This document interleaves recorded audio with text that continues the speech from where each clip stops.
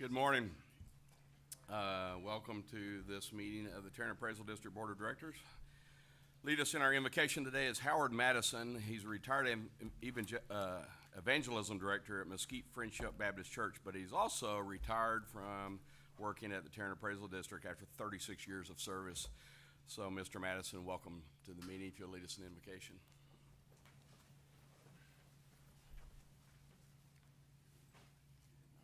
Shall we pray? Heavenly Father, we do thank you, Lord, for your goodness and grace. We thank you for your mercy. We thank you for blessing us in many ways. You've been better to us than we've been to ourselves. So we glorify you and we magnify you. We praise your high and holy name. And Lord Jesus, we ask that you would just be with us in this meeting. Lord, give us what we need. Lord, we know that we need you better, more than we ever did before. We ask you to just bless us and make us a blessing. Lord, we ask, Lord Jesus, that you would have your own way in this process. Lord, we ask that your agenda be our agenda, your plan be our plan, and then your purpose be our purpose. Glorify yourself. And Lord, we thank you for those who have come and who come representing different entities and those who come sharing community concerns. We thank you for those who have come before us, those who set the pace, those who establish the work that's necessary so that we might have an appraisal district that has integrity, fairness, and also equality. Lord, we bless you, we magnify you, we glorify your holy name. We thank you for what you've done. In Jesus' name we do pray. Amen. Thank you, sir. Ms. Farrar, if you lead us in the pledges. Please join me in the pledges. I pledge allegiance to the flag of the United States of America and to the republic for which it stands, one nation, under God, indivisible, with liberty and justice for all. And now the Texas flag. Honor the Texas flag. I pledge allegiance to thee, Texas, one state, under God, one and indivisible. Thank you. Do the roll call.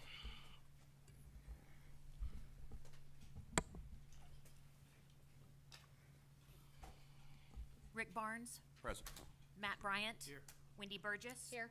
Fred Campos. Here. Eric Kreil. Here. Kezia Farrar. Here. Eric Morris. Gloria Pena. Here. Callie Rigney. Thank you. We have a quorum. It is almost the end of August already, whether you like that or not. It's kind of surprising. School started this week for most people, so be safe out there. I went through 3 school zones that I haven't gone through in 3 months, and so I reminded myself that school has started. So, any announcements from anybody? Seeing no announcements, we'll go through begin the agenda then. Report Taxpayer Liaison. How are you? Good morning. Morning, everyone.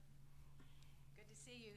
Yes, with school starting, we're still putting up with some of the lazy, hazy, crazy days of summer, trying to make it through that summer beach murder mystery list with every new mystery we pick up having its own little plot twist. And believe it or not, that does compare to what I've found with some of our data at this time. We've had quite a bulge of what I call a scatter reaction out of 49 concerns or questions. And Ms. Pena, I stand corrected that I did not include the total in the written report. It's interesting that this could be what my friends in the field call a lagging indicator of previous activities this spring. I think it is, but you can't say equivocally because there was wide diversity in our miscellaneous category of responses, questions, and concerns. Small clusters of protest and exemption questions, sometimes as a part of other concerns. So how it's grouped is partly gets complicated in how it's counted as well.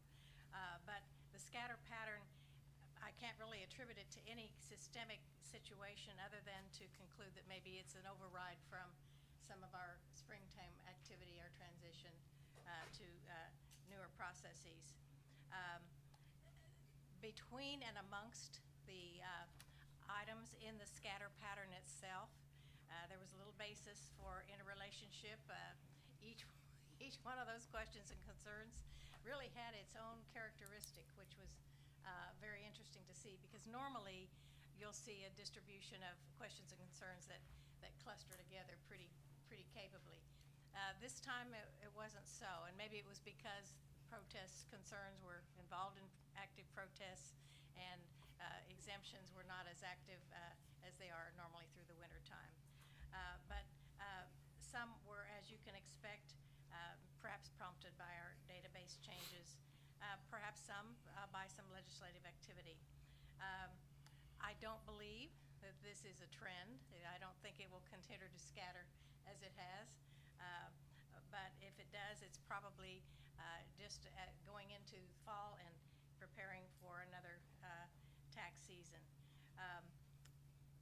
Many of us know that as you, if you're a fan of the Sesame Street television show, none of these is just like the others, and that's what many of these responses were like. They were unique, they were individual. Some went back several years to try to solve some problems that were quite captivating. So as far as knowing exactly how many are settled at this time, the majority are.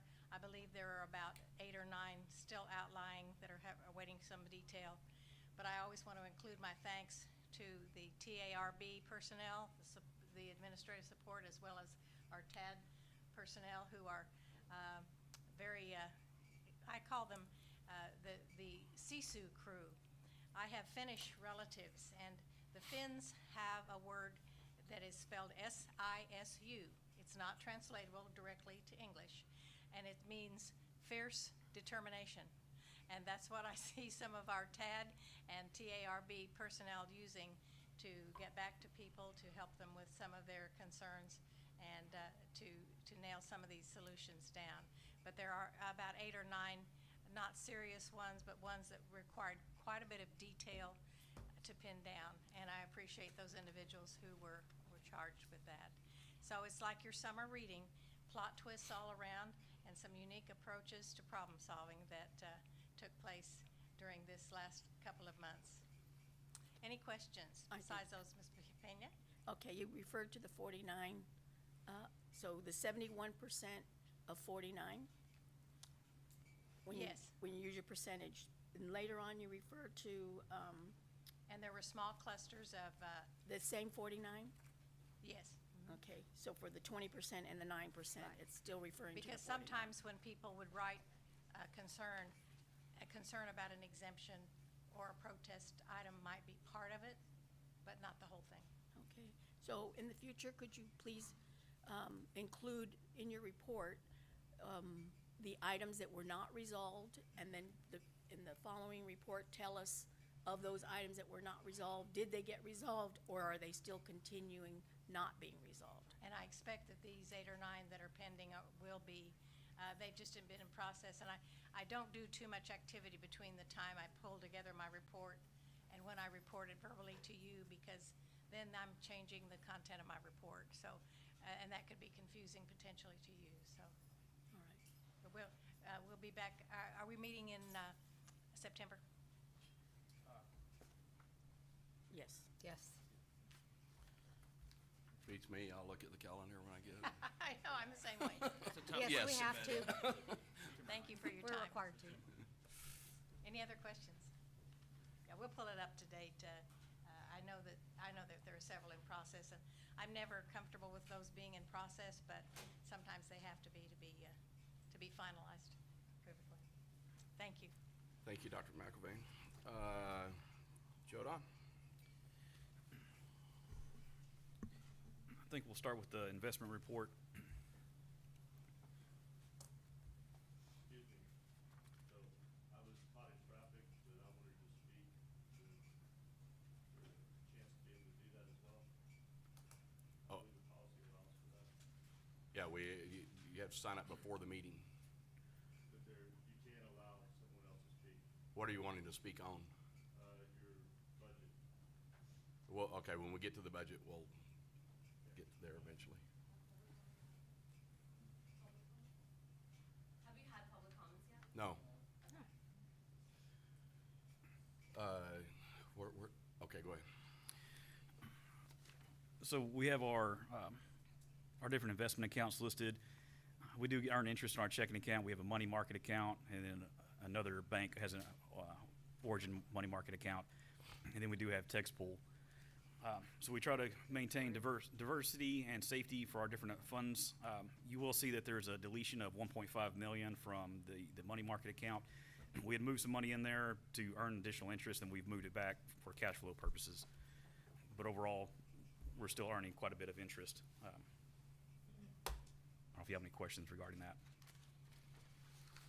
No, go ahead.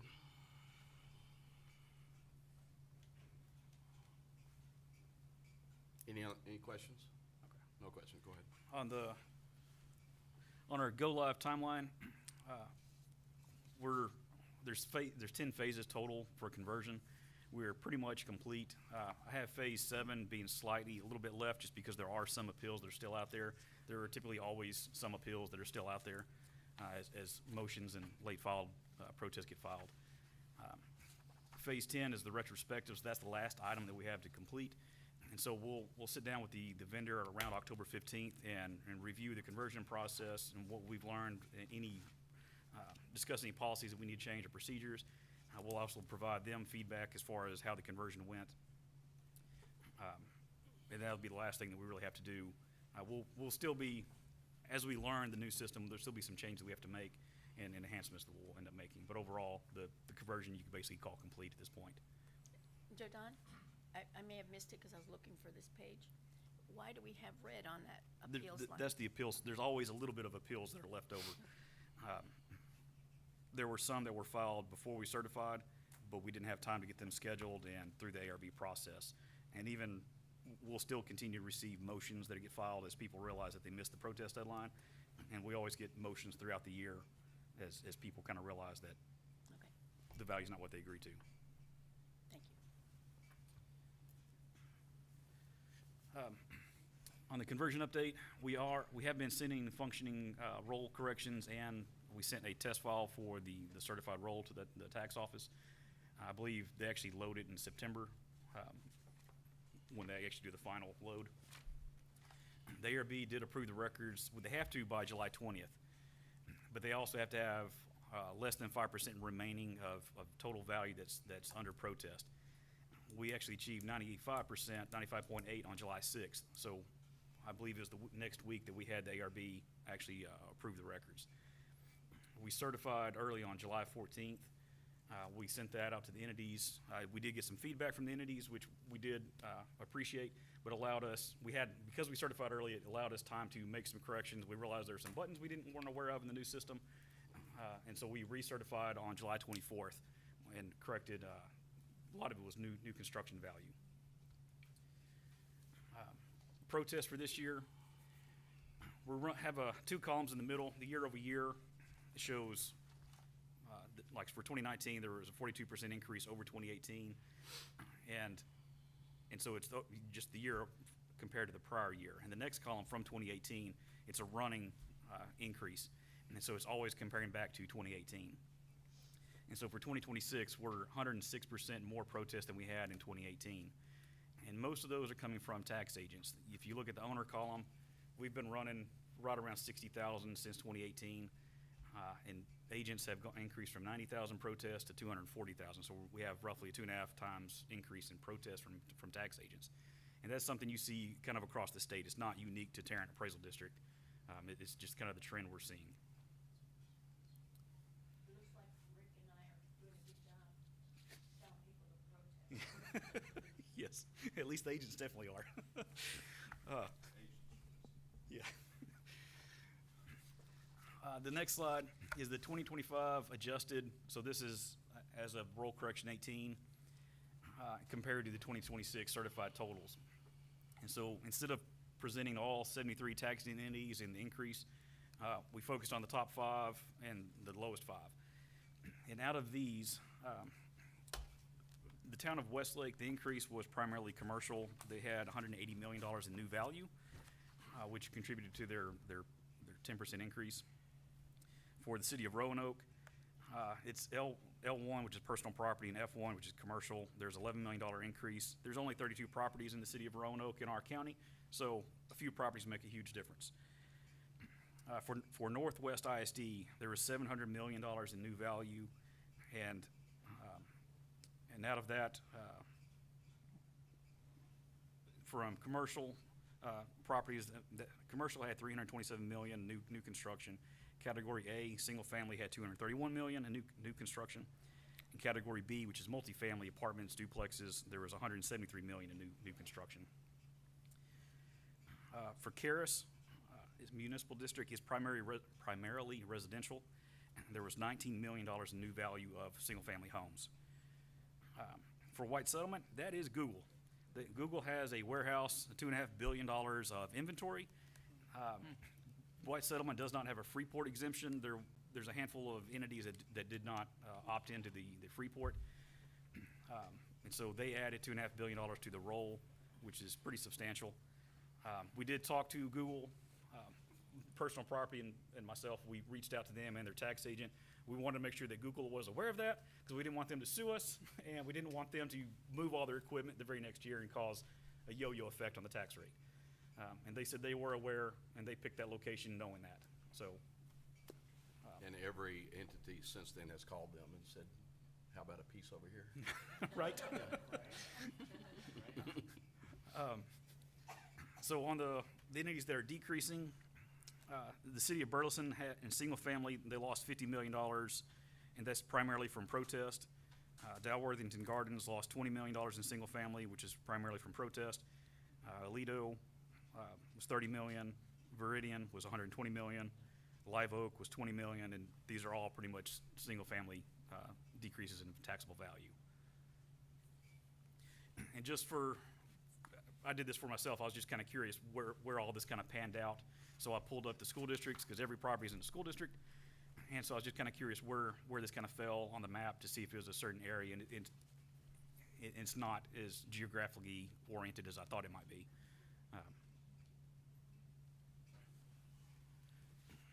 And then for the 2027 residential ratios, we're comparing 2025 and 2026.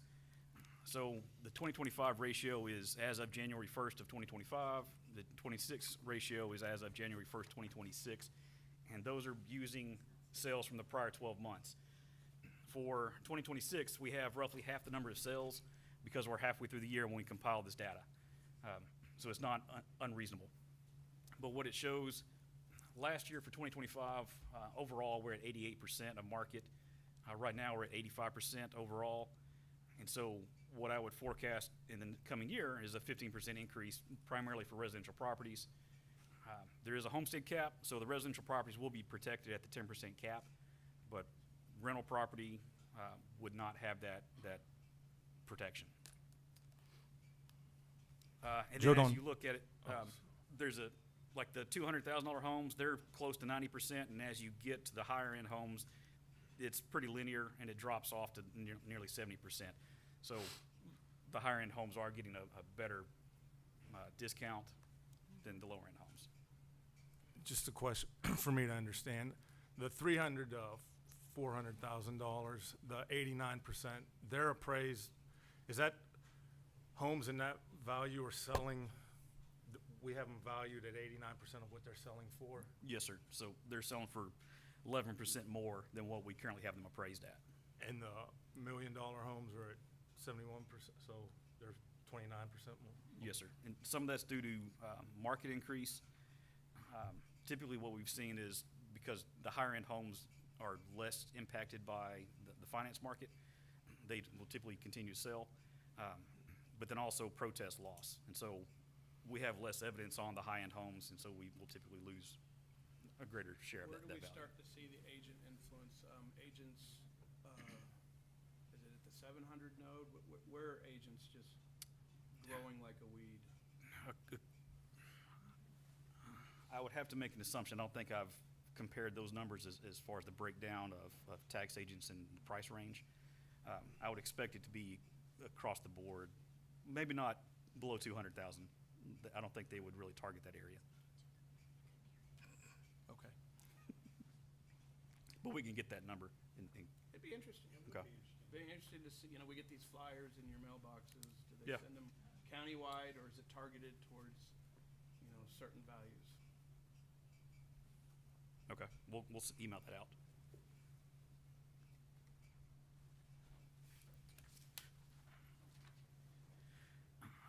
This is based roughly on the same data.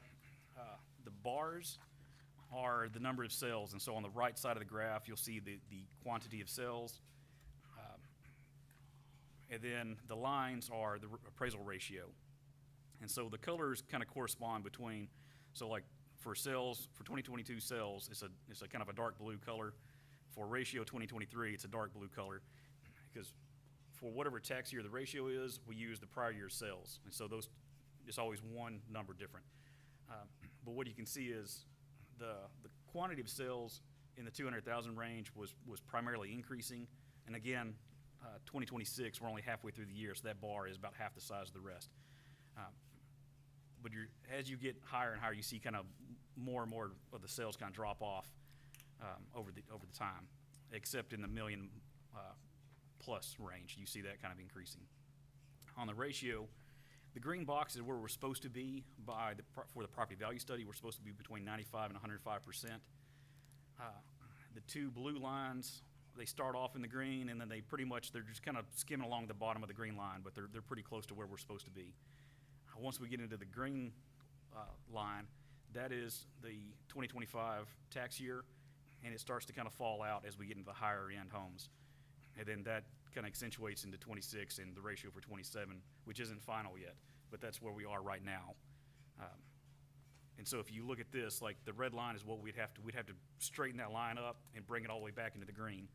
And so, if you're in the $200,000 price range, you'd see roughly a 10% increase in your value of your home.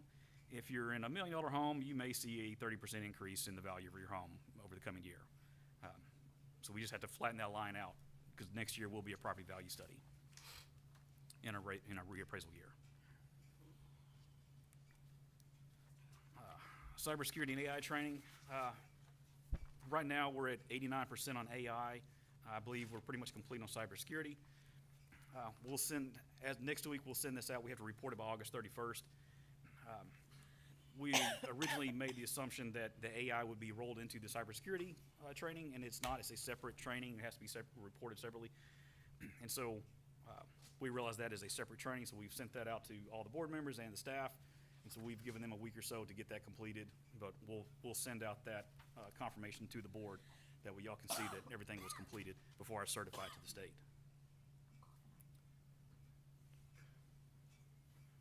And that may be it.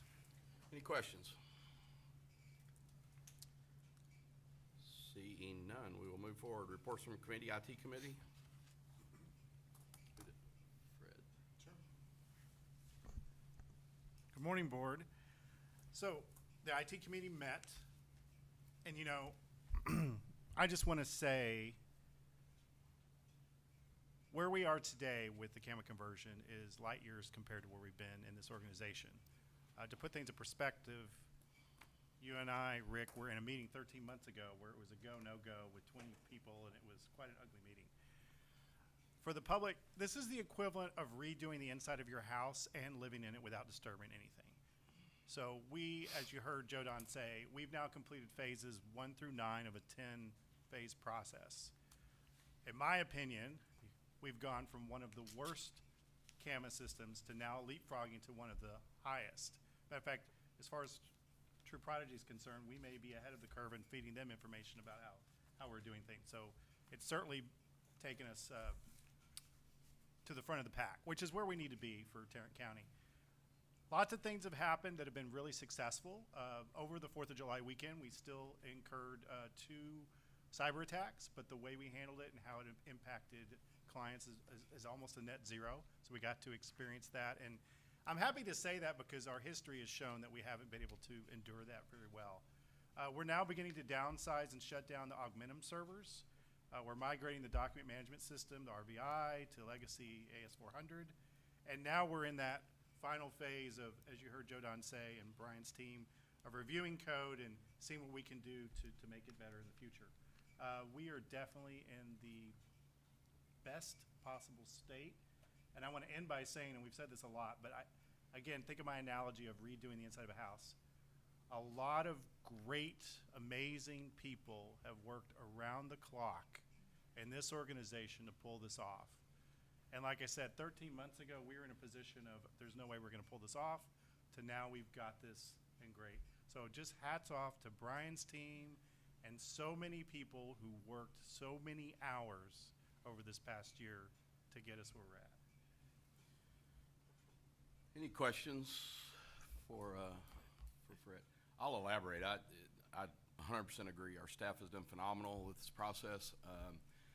Worked with our staff throughout the whole thing. We've had more online meetings than any of us want to, and we got there. And so, great job to our staff, but also a great job to those that have helped us through the conversations with Fred and others. And so, and George has been on all those. And so, it's actually been a good process to learn how that internal part of the system works. This is like learning how the sausage is made out here through the system. And so, we've done really well with it. So, I appreciate all that. I'd like to recognize Joe, Don, and Brian for just doing phenomenal work, hat in hand. I mean, attacked. We were in a bad spot a year ago, and I think those two get a lot of the credit in their team. Yeah, they've done a good job answering the questions, even if I don't think they ever said, I really don't know, but let me give you an answer that'll sound good. We got, well, and that probably may not have always been the case out here. So, good job with that. Thank you, Fred. Appraisal Review Board Committee, Matt? Yeah, on behalf of the committee, we're real pleased with the leadership change that we initiated. And, one of the things we asked leadership was, if we're shorthanded one day, will you step in and sit on a panel, which wasn't the case historically. So we're getting good feedback from Mr. Durham on how our ARB performed. And again, we're seeing more protests solved by our property, our value negotiation button. And so this is a good thing. We need less ARB activity when we settle electronically like that. And that's something we've focused on and will continue to focus on. Questions? Yes, ma'am. I'd just like to add a kudos to the staff that worked so hard negotiating with folks at the counter, because that was the game changer. And so thank you to staff, and I'm looking over there, and I know you're gonna look down, but please take back to your staff, thank you so much. We saw the daily numbers because Joe Don was sending us daily numbers of the dispositions each day. So kudos to staff as well, because you were integral in helping us be so great this year, and we would be remiss if we did not tell you thank you. Well, I want to thank Matt here, because he was our chair, and he did a great job in moving us along in the committee and giving great recommendations and insight into different things. And we did cut staff on the ARB, which is a savings for our upcoming budget, and implemented the new plan where the chair and the secretary would be part of the ARB in action, and that made a big difference as well. So all the changes that were made based on the recommendations by the committee, I wanted to thank Matt for being our great chair on that committee. Appreciate it, Gloria. So, well, you did a good job. I actually start liking him then. That can change. In a moment. So, thanks again. Thank you, Gloria. I appreciate it. So Eric, you and Kazia will have a thank you for you at some point here in a minute. That I think we'll have everybody covered. Budget and finance. Oh, here we go. See? I don't really have anything to add from the last meeting. I think we discussed it pretty in depth. We do have a public hearing coming Yeah, it's a up big part right of this after meeting that. anyway. We'll have So the there'll be an finance report opportunity. and the budget. Yeah. So we'll So get to that. nothing for me to add specifically. Thank you, but thank you for all your hard work. Yeah. All right, board policies. Any reports from that group? Eric, here's your opportunity. Well, I'll take it since Mr. Morris isn't here. We met in July a few weeks ago, And it's presented here in this agenda today, but we just tightened up a few things that we hope the board will consider when we get there. So thank you. Okay, appreciate the reports. Next thing on agenda, public comments. First person is George Dodson. Whatever, Yeah. whoever he is. Good morning, board members.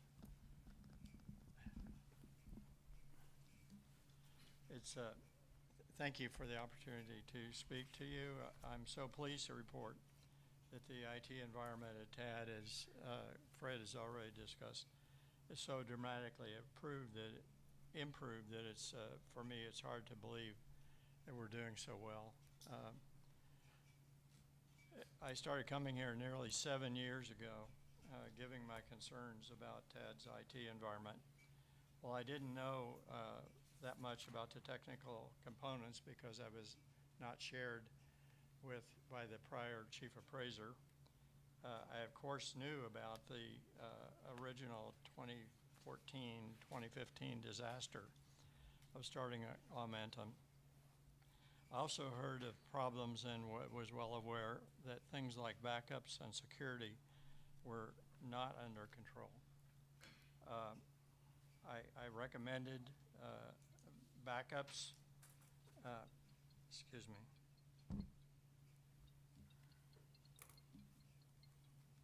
I'm sorry.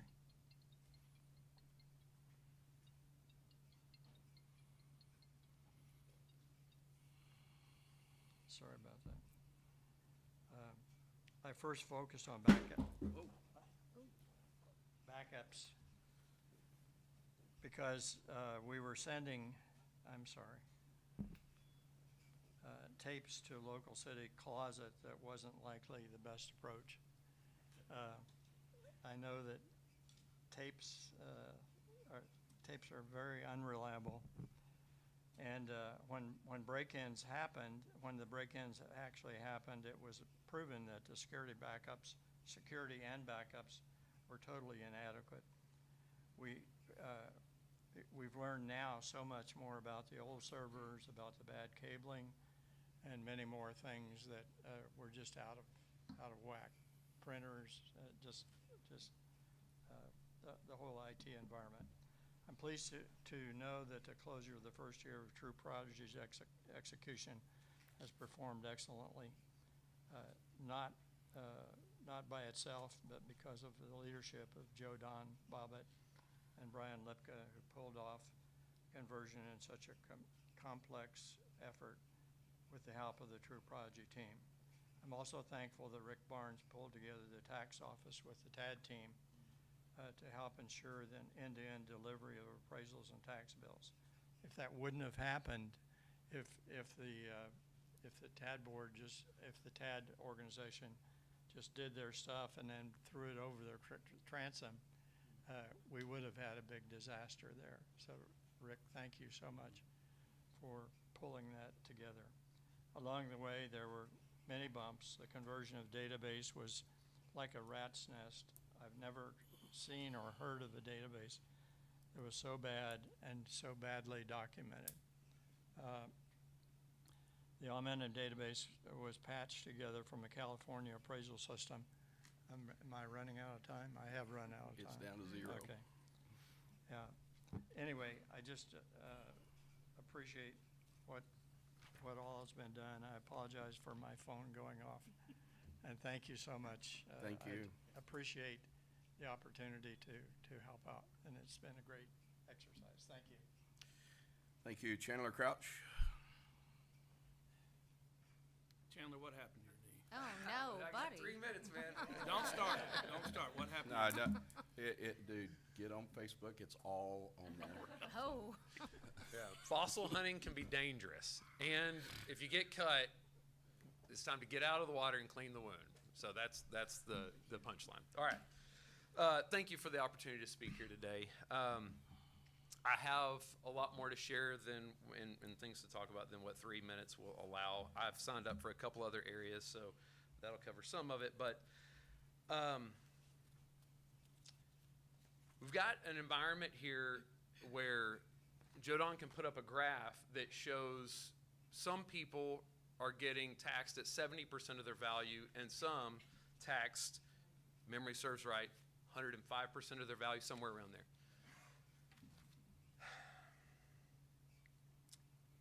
Article 8, Section 1 of the Texas Constitution says taxation shall be equal and uniform.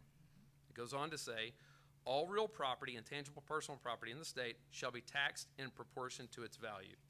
There was a court case that kind of put this all together. The Supreme Court gave a statement, and it said, a property tax is equal and uniform only if it is in proportion to its property value. You've put Joe Don in a position where he's got to weigh in and demonstrate some facts that show that what you guys did, although perfectly legal, it's within your right to do what you've done according to, you know, a lot of opinions out there. Some opinions differ, but whatever. You've done it. It stood. But it created an unconstitutional situation. And I would say that the intention that it was done with is pure. But I personally informed you guys of the unconstitutional situation that had occurred, and you chose to double down and do it again in 2026. If you can't look at the Constitution and recognize that this is an unconstitutional situation, you're going to have people like Mayor Jack McCarty send a letter, very conservative guy, saying, hey, look, this has put us in a bad spot. And he's talking about the budget and on and on.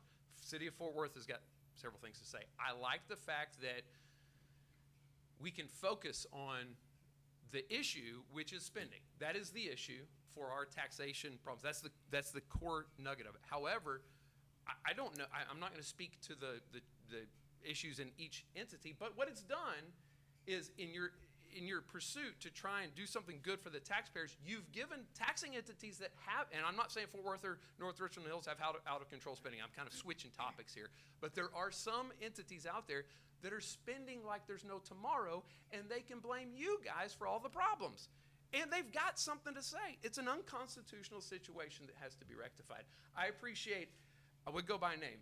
Everybody on this board replying to me, taking time to hear me out and talk. I wish that Mr. Barnes would reply to my calls now. I've seen a smear article that probably 3 people on earth saw. I don't know who was behind that, but if we're have an interest to help the taxpayer, we need to keep the dialogue going and pay attention to these facts that he shouldn't have to present. Thank you for your time. Thank you. That is all of what? I would also like to speak to public comment. You needed to sign up before the start of the meeting. You can, But that was not clarified. I understand. You needed to sign up before the start of the meeting. I'm not going to argue with you about it here. You need to sign up before the start of the meeting. That's the end of the. Ask that. You cannot just change that during the meeting. It was posted before this. There's no way for me to sign up before the meeting. I cannot call. Okay, you're out of order. You can either not continue to talk or leave the room. I don't care what you want to do. Frankly, we're not going to continue the public comments. You can talk to a specific issue if you choose to. Next issue on the agenda is consent agenda. We have 6 items. They are approve the Board of Directors meeting minutes, adopt orders accepting the 2 ARB members' resignations, authorize Chief Appraiser, Director of Administration to execute documents. We need to do the public hearing, that's separate from the public comment time. It's a requirement for the budget. So where is it? It's a separate item, it's just under the public comments, but it's inside that. Oh. We can't skip it. Public hearing on Tarrant Appraisal District proposed budget. Comments on this are? I don't see a specific sign for that. Do we have signups for that? That is what you want to speak to? All right, come forward.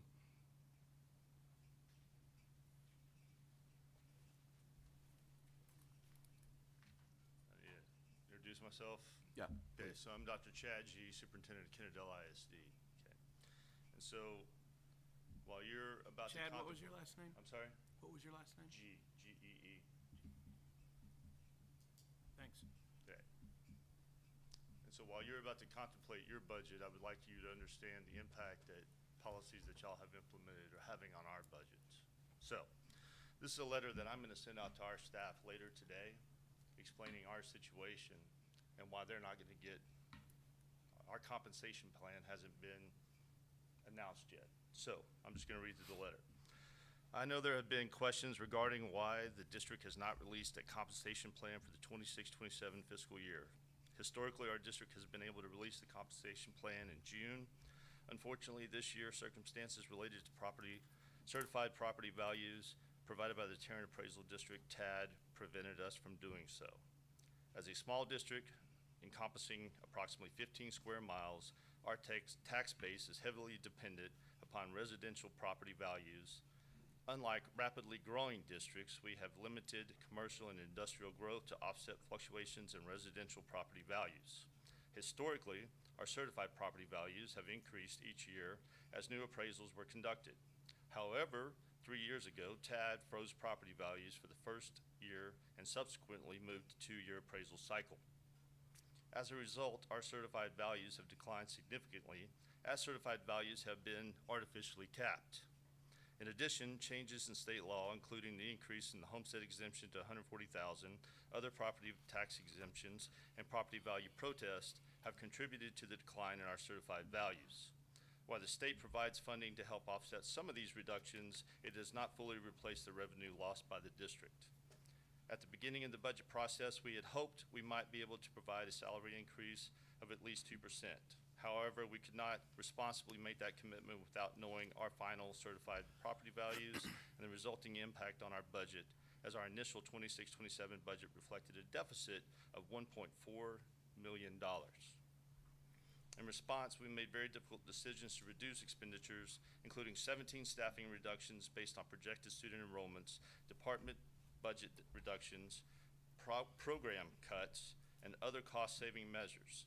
Through these efforts, by May, we had successfully reduced the projected deficit to $200,000. Once we had significantly reduced the deficit, we remained hopeful that increased enrollment, additional budget reductions, and other savings might allow us to amend the budget later in the year and provide mid-year raises. This remained our hope until we received the final certified property values from TAD at the end of July.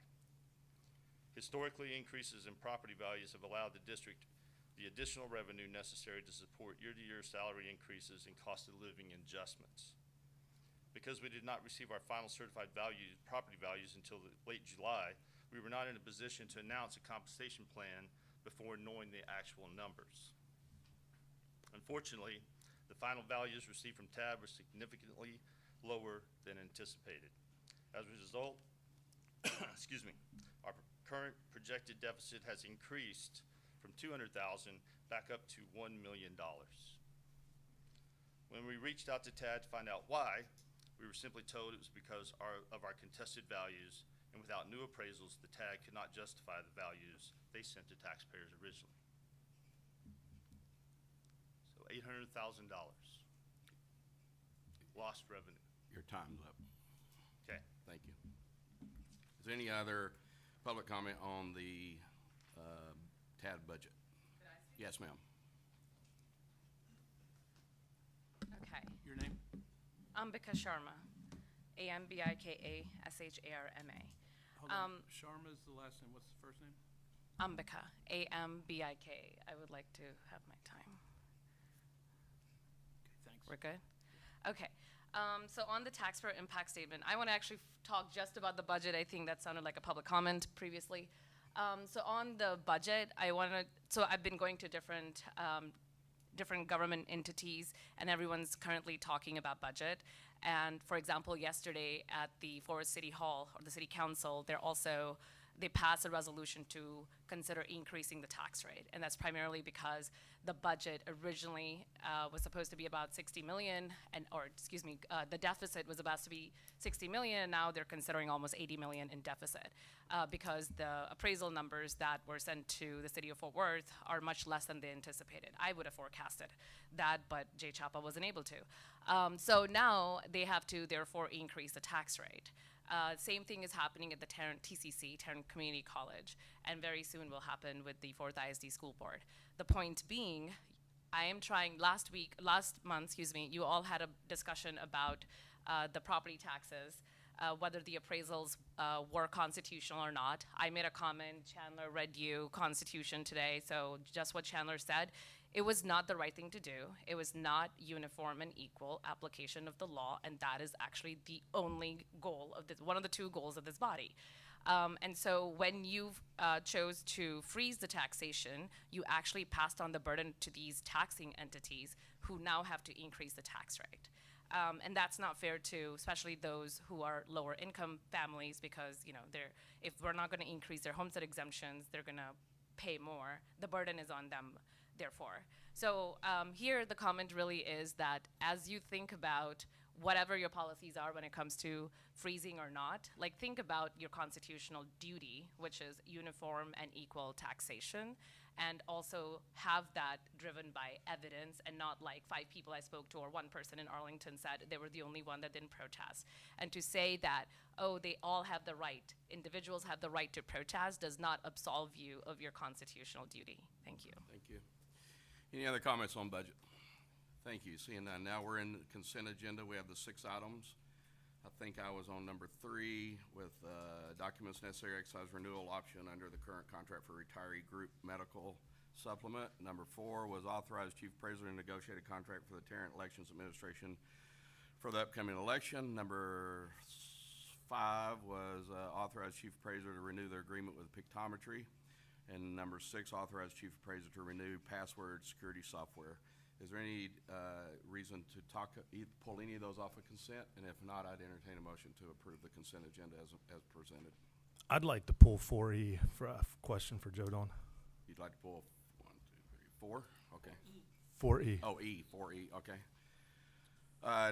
Anybody else? Motion to approve the remainder. Okay, it's motion to approve 4A, B, C, D, and F. And a second, any discussion? All in favor say aye. Aye. All opposed? So we'll return to the agenda on 4E, and go ahead. Yeah, just a question for Mr. Bobbitt. I know last year when this came up at Tarrant County, the split, it was debated that they might consider opting out. And so if they were to opt out and leave us, do we have a contingency plan if they were to opt out of the funding portion that they have? Well, the county ended up agreeing to it last year because it's going to cost the taxpayers more money, because if they had to do their own separate one and we had to do a separate one, it could be an additional cost overall. If it happened again, we have talked to the vendor, and they could work something out with us, but it would probably still be some additional cost, but it may not be, they wouldn't fly the whole program twice. And so we could work out something with that vendor, but it probably would be for some additional cost. I just don't know exactly how much. So this is approval to negotiate it? Because we have, the existing contract has a renewal option, I think 1 more year left from renewal. And so we can go ahead and sign this, assuming that the county and 901 also sign it, and then the contract will renew for 1 more year. So in his case where he said that you have a plan B, if you have to go to plan B, then it will be renegotiated? It'd be renegotiated. I have to bring it back to y'all. Yeah, it's an interlocal agreement, so if part of the agreement falls through, then we start all over with the conversation. Well, I move approval. It's been moved, we approve 4E. Is there a second? Second. Any discussion? All in favor say aye. Aye. Motion carries. Action items, number 5. Oh, sorry, Juliet.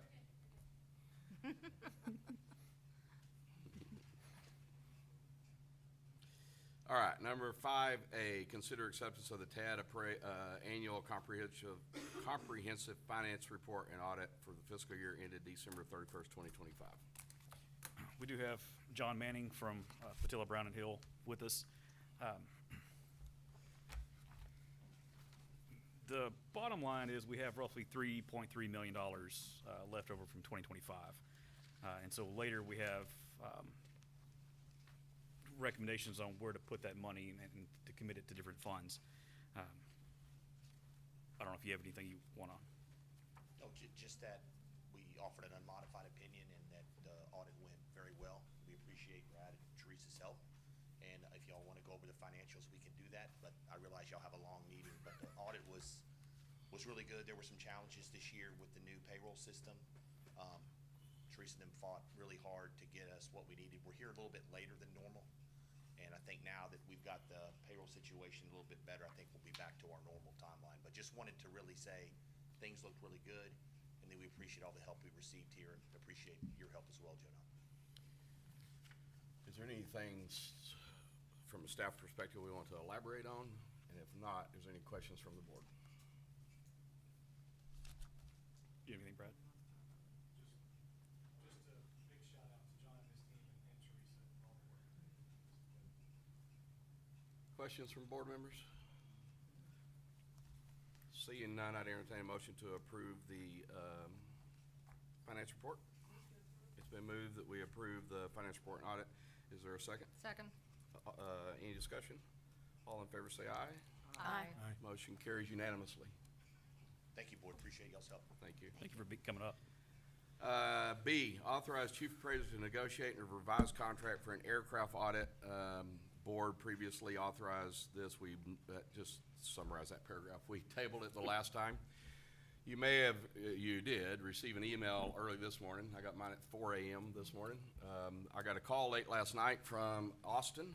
For those who think that people don't watch our board, we are watched. Austin watches us, what we're doing, and they saw on our agenda this issue.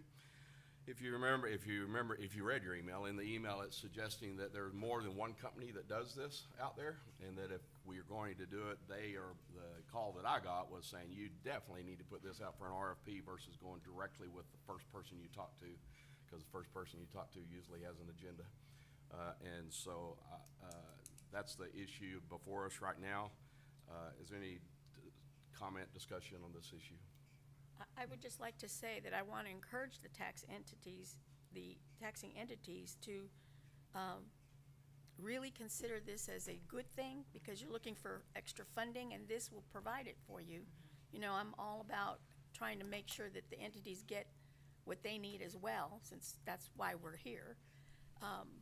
So there are a couple of entities that are not in favor of this because of what I consider to be not really a issue they should be concerned about. But really, those of you who are in favor of this, I would encourage you to talk to those that are iffy on it, because this will be a form of revenue for them. Yes, ma'am. I briefly spoke with Mr. Bobbitt concerning this yesterday. Do you have anything kind of you want to add? I know I'd asked what was the pushback from some of the entities, and I would just like to add that when we were talking, Mr. Bobbitt did mention that this would most likely go out for an RFP yesterday. So that was even before the email came through or anything. So I was glad to hear that. So I wasn't aware of other companies. We did a Google search. It's kind of a niche market, and so there are other vendors that we knew of that had some data, but not that could do an aircraft audit.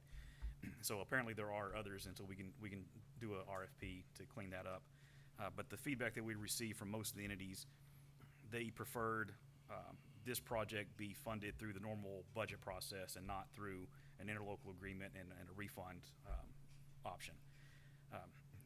My concern that I expressed to them was that it's roughly $3 million, at least the current estimate, and it's difficult for us to absorb into our existing budget, much less to add on to our budget, because we have letters regarding a 3.5% increase, and a 13% increase definitely I don't think would fly. So if there are other options that are cheaper, then we're more than happy to go out and see that.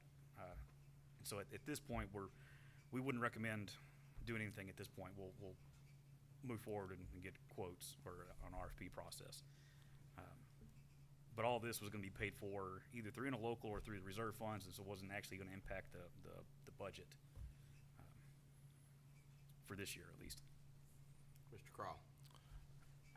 Yeah, I think the idea is fantastic, and I appreciate the entities that were willing to work with Mr. Bobbitt with the memorandum of understanding. I am disappointed in several of the entities, and I met with several elected officials on this that are disappointed with, or not disappointed, they're uncomfortable with the funding and they want the appraisal district to fund the whole thing. As a board member, the issue I have with that is I view airports as unique entities, and it's a hard ask for 64 of the entities to fund a project that only supports 9 of the entities. So those are my comments. And with the email that we received this morning, I would be in favor of tabling this to next meeting so that we can hear from this new company, so that we may be able to lower the cost if it's something that this board wants to fund out of its own budget. So I've had the same conversations with multiple people, and the ones I'm talking to are not saying we don't like the idea. They're saying the timing of this couldn't be worse. I think that what the desire is of the folks I've talked to has been to put it on for a later agenda item so that it's a better time of the year. But after the stuff we've seen today, or in the email we got today, I don't even think it's to hear from this new company. I think it's to hear from any and all companies out there that want to bid on it. And I think we ought to put it out for an RFP and see who's available to do it. Apparently, there are not just one and there's not just two. There's multiple companies that are involved in this process. There was a huge story on this on Fox News 2 nights ago.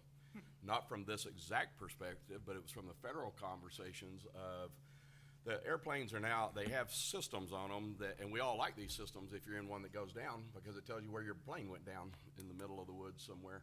Well, it also tells you everything else about that plane, where it is at all points of time.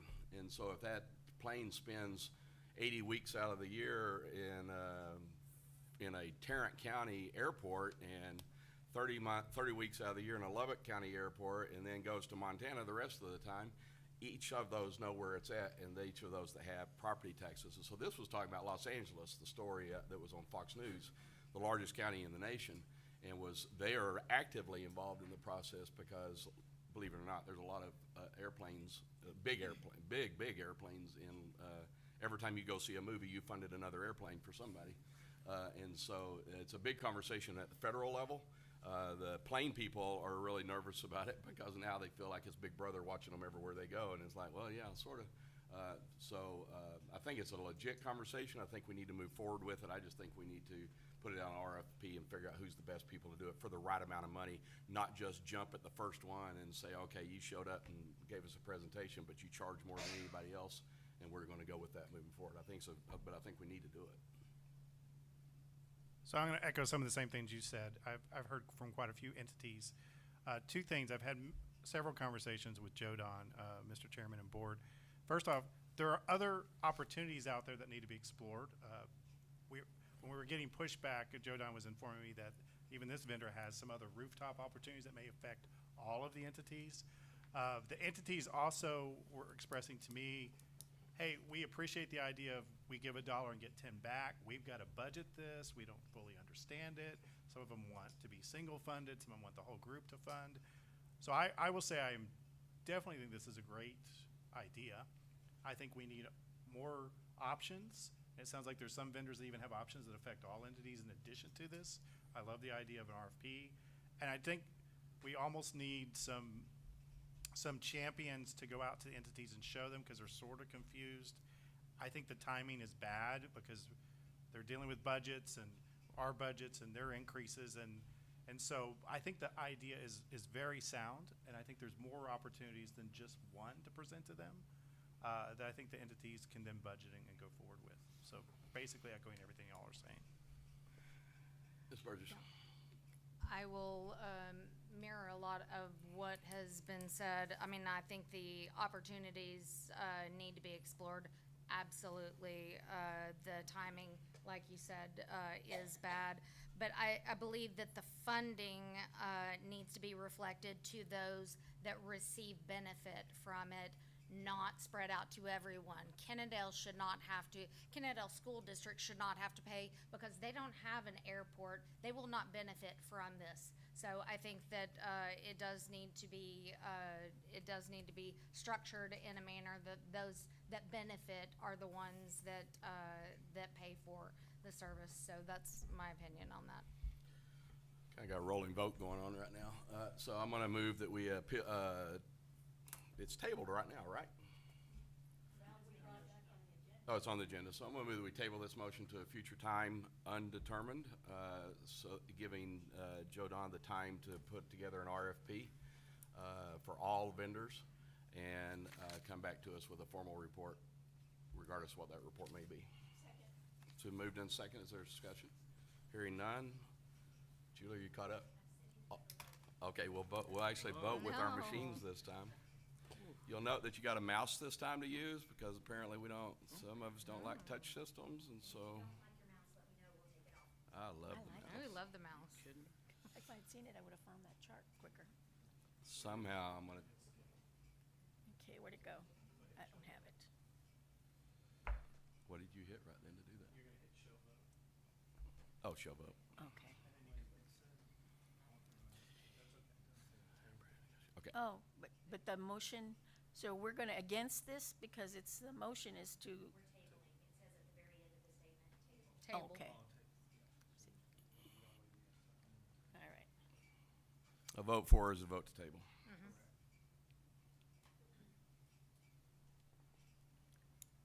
Mr. Bryant is having trouble. Oh.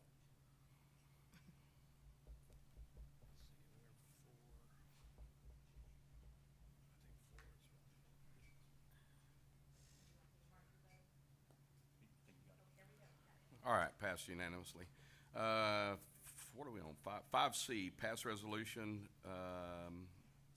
to commit unassigned funds to existing committed funds. If you elaborate, Mr. We have proposed, there's another document, Julie, if you can pull that up.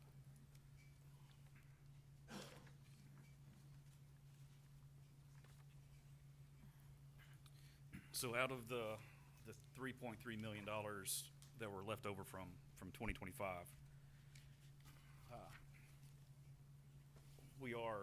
we have the current, in the second from the left column, there's the current balance for each of the committed funds. Unassigned is what is the remaining dollars from 2025. And so what we're recommending, and this is just a starting point, so this can be changed to whatever y'all like. But we're recommending technology, to put $2 million into technology, with the thought being for an aircraft audit or omitted property of some sort, because Pictometry has an omitted property tool which would go and find houses, and that would affect every entity. Building fund, $487,000. We were discussing a generator, which is in the budget, or some sort of backup power supply system, which is a sliding scale.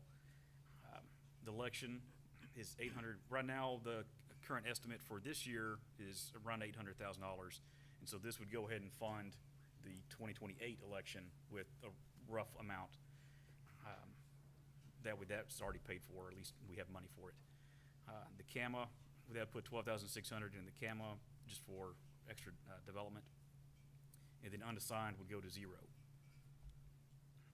But all these numbers are just suggestions, at least a starting place for us to discuss, if y'all have other ideas on how to split it up.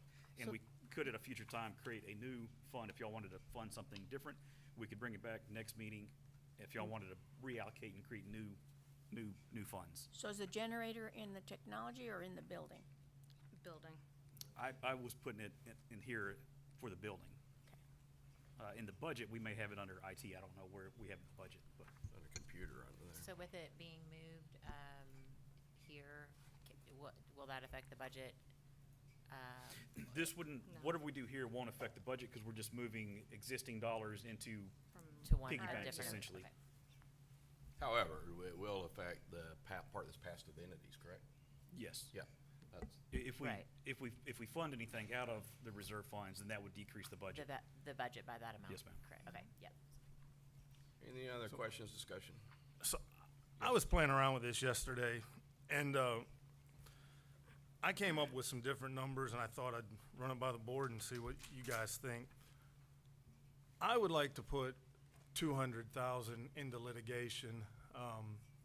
Just, I think we should increase that if, for whatever may come down the road. I was lowering technology to 1.775, increasing the building to 500, which would cover the generator that's in the proposed budget. I didn't touch the election or the CAMA, and there was a leftover of $12,552 that I was gonna slide into pension, because as a guy who relies on a pension when I retire, I know pension issues can come up into the future, so I don't think it's something that we should just outright neglect. So that's the numbers I put out there for you guys to think about. So are you guys wanting inputs? Sure. I mean, it just, the reserve funds they have to be committed by board action, so, and the money can't be spent except by board action. So this is, y'all get to decide what y'all want to do with it. I do not embrace that we buy a generator. We're not a hospital. This isn't critical. That's, Okay, now I don't like you. Okay. I'm telling you, I don't see the need for a generator. Well, how many times did we have a power outage since January? Oh. What was the impact? What happened? Loss of service. Answer that question, though. How many times does power actually go out? Well, I don't know. I believe we had 4 times. And it's a, excuse me, it takes some time to reset.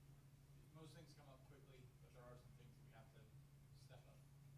Did any of it happen during our ARB process? No, ma'am. Okay, so Yeah, the he said no, chances ma'am. are that it could happen. So I have asked, what do other appraisal districts of similar size, do they have generators? You know, what you'll find is some counties cluster their tax assessor and city council, and, you know, all these are clustered into an area. But we're a remote individual site, so I would like a comparison of other remote sites that have bought generators. There's also other ways to store power, batteries. I mean, there's other ways to do this, but I will say this, I have a heart for Kennedale ISD, and I bet he's throwing up in his mouth right now, looking at us wanting to buy a generator that, again, the loss of services here, we're not a hospital, we're not an elementary school. I have a huge heart for staff having to reset everything if the power goes out. Life happens. Life happens. And I don't see the value in spending this money. Mr. Crop. Maybe I could be convinced otherwise. So can you remind us, because I know we did have a discussion about this during the budget meeting, and so can you kind of walk us through, like, what we're using now? I don't remember this, you know, I don't remember all the specific details, but if you wouldn't mind just kind of walking through how you explained it to us. Oh, boy. Don't back down. Don't back Oh, geez. Who approved this? I'm sorry, the question? I know we had a discussion about this in the first budget meeting, just kind of like what does the process look like if the power goes down? What are we using now? Do we have any sort of backup generator that we're currently using? And then what would the benefit be? So if right did now, have we this? do not have a generator, but we do have a 30-year-old battery backup that is wired into the building. It is beyond life. We have to pay for a special service to come just do a safety check on it. And so, you know, we're looking for a system, and again, as the chief mentioned, it's a sliding scale, you know, of ways to ensure that. Now that system is powered into the main, or wired into the main power supply for the server room, and I believe for the building. It may just be for the server room. I can confirm that. But it is hardwired in. So you know, when things fail, it brings down all of our equipment. We have levels of individual battery backups, but it represents a kind of a full system failure when that goes out. And so in the budget, we have the 500,000 set aside for generator, but we'll end up doing an RFP, and so it'll be, it could be less than that, but it could also, we're planning on looking at other options, like whether it be just a full-blown battery backup again, or different size generators, because we do have natural gas, so generators is fun because it just runs. You don't have to worry about it dying. At least the battery's expiring every 6 years. So there could be different options. There could be solar. There could be different things that we want to look at and see, like what actually makes sense and at what scale that the board wants to support. So it could be a generator, but it could be a smaller one just to run the server room, maybe the front desk. That way, if people are at the front desk, they're not in the dark, the phones. Here's my opinion, and I hate that I'm disagreeing with Mac, my buddy over here. But here's the deal. This organization has been through a cyber attack. They're like, oh, well, we need to put infrastructure in that place. Oh, this organization's been into a terrible camera conversion. Oh, we need to spend money in that place. We're finally to a point where I think we are ahead of the curve, and then we're bickering about a backup. Yes, we could be down for a couple days, Matt, but public opinion, those will occur at the worst possible times to be doing this during protest or whatnots. If we're going to lead this organization, we unfortunately have to spend a little money to make sure that everything stays. And I feel like we've gone from last place to first place, and we have to have this level. Hopefully we can do an RFP and have less expensive for that. I agree. I don't want to spend other people's money. But I'm telling you, as a tiny little organization, I have a backup in a web design business. It's crazy that this organization doesn't have it. Do others do it? I don't know, but we're now in front of the pack, Matt. We're leading as to what this should be done. I think they should be doing this, and I think this is absolutely essential. Yes. I was originally against it with Matt, and then I found out that we're on a 30-year-old system, and so, we do need to keep up with the times a little bit. But it was also a comment last meeting, Mr. Barnes, that you made when you said you don't realize you need it until you need it. And, at the fire station, we have backup generators because, well, we need them. And so a generator, and to Fred's point, like, maybe we don't necessarily need a generator to do the whole building. Whatever comes out from your research and studies, but I think we do need to update what we have. So that's how I came up, and I used the 500,000 just because that's what was set aside in the budget, and that 500,000 would have no effect on raising the portion that the entities would pay next year. So, thank you. And here's the thing, the reason we got into that position where our IT equipment was so antiquated and not done was staff was afraid to ask for money to improve the system because the previous boards kept saying, no, we don't want to hear it, we don't want to hear it, and that's what put us in that position. We don't want to ever be back in that position again. So I'm for continuing to make sure we provide full service at all times, and it's our fault if it doesn't happen. There's a side of me that says we could be doing some of this backwards, having this conversation backwards. We got a budget that's going to come up in a minute, and I got all kinds of things I'm chopping around in that budget because I think that we do need to get the budget down. I'm wondering if we want to, I don't know what the proper way is, if we can hold on to this conversation and then use this as a part of our conversation and the conversation about the budget to say, we got $13 million set out there and we need to take care of Kennedale. Why are we not taking care of the situation that we have to take? There's one thing you got to take care of, a 30-year problem, which is also kind of silly that we're having to sit here and take care of a 30-year problem that should have been taken care of over 30 years. But then also, when we have a budget that we need to work on, but we got $13 million sitting around, put that money to use. If we were a for-profit company, I'd be sitting there saying, boy, we're doing really good. But as a government agency, I'm sitting there saying, man, alive, what we did really good. I don't think we're supposed to be doing really good. And so I'm blubbering all over trying to Joe- figure out how to do this on the backside of the budget conversation, not do it now. What Joe Don said, if we did do some of these things, it would impact the budget and it would bring that amount that we need Yeah, from yeah, the yeah, in a entities positive down. way. Yes. Yeah, positive impact. But just saying that whenever we get to the budget, if we sat here and said, okay, yes, we can get that out of the budget because we can pull it from here. And then at the end of the day, say, do we wipe out that $13 million? Do we sit here and say, okay, we're gonna have other 30-year issues in the future if we're gonna have them? Hold on to some of that money instead of wiping it all out and fix those 30 years as we can.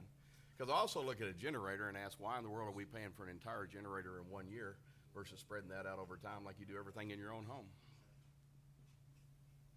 I've watched some school districts out there right now that are struggling with, particularly talking about bonds. Part of what they're dealing with is some of this kind of stuff, that no board before them has made legitimate decisions about how to take care of some of their buildings, et cetera. And so now there's gonna be a whole load of taxpayers gonna eat a big old bond to fix a problem that boards before them hadn't taken care of. What if we were to just postpone this till after we approve the budget and then Yeah, that's a revisit? beautiful thought. That was a very great way. I think you did it in 8 words, what I was trying to say in about a paragraph. All right, well then, I'll move to postpone it till after we, Chair have the can just- budget. Yeah, let's discussed. just rearrange it on the Okay. agenda. We'll get, see, there's another thing that we broke right there. Just, I'm kidding. Let's move to the budget, and we'll come back to this one, because I bet we use part of this in our conversation. Number 5D then is adopt resolution to approve the TAD, budget, which is really the big part of this meeting. So let's open that, Joe Don.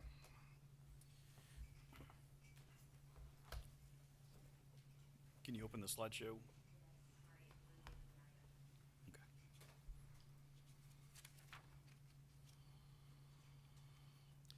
But while we're getting that open, yes, we did receive 3 letters about this. I talked to one of the authors of one of those letters and said, I hope you understand, as a mayor, that we are in the business of accepting a budget proposal from our staff that we haven't even talked about yet. So you have a lot of opinion about it, but know that in the same way that your city manager sends you a budget that your staff, your board now has to talk about, you've got to wait and see how these conversations go. I appreciate the input, because the input's very critical, but at the exact same time, for those who wrote letters, that's where we're at. We're now at the point of having a conversation. This board hasn't talked about the budget one bit before right now. Well, is there any way we could, not approve the line item for the unfunded mandate of the elections? We can remove the 400,000. I'm being facetious, because that was an unfunded mandate. Well, we got another unfunded mandate in there because of some people that went to Austin and said, we don't get enough education up here, and there's an unfunded mandate from Austin that says you gotta do a bunch of training, and there's almost $50,000 set aside for that. It's not 800,000 though. I understand, but every little bit counts whenever we're trying to get taken care of a budget. Go ahead. So what we proposed right now is a total increase of 4% over 2026. We are using some reserve funds, and so that what the entities would actually see is a 3.6% increase is what we had originally sent out. We have decreased staff from 204 to 194 positions. It's overall 22 positions removed since 2024, and the lowest head count since 1999.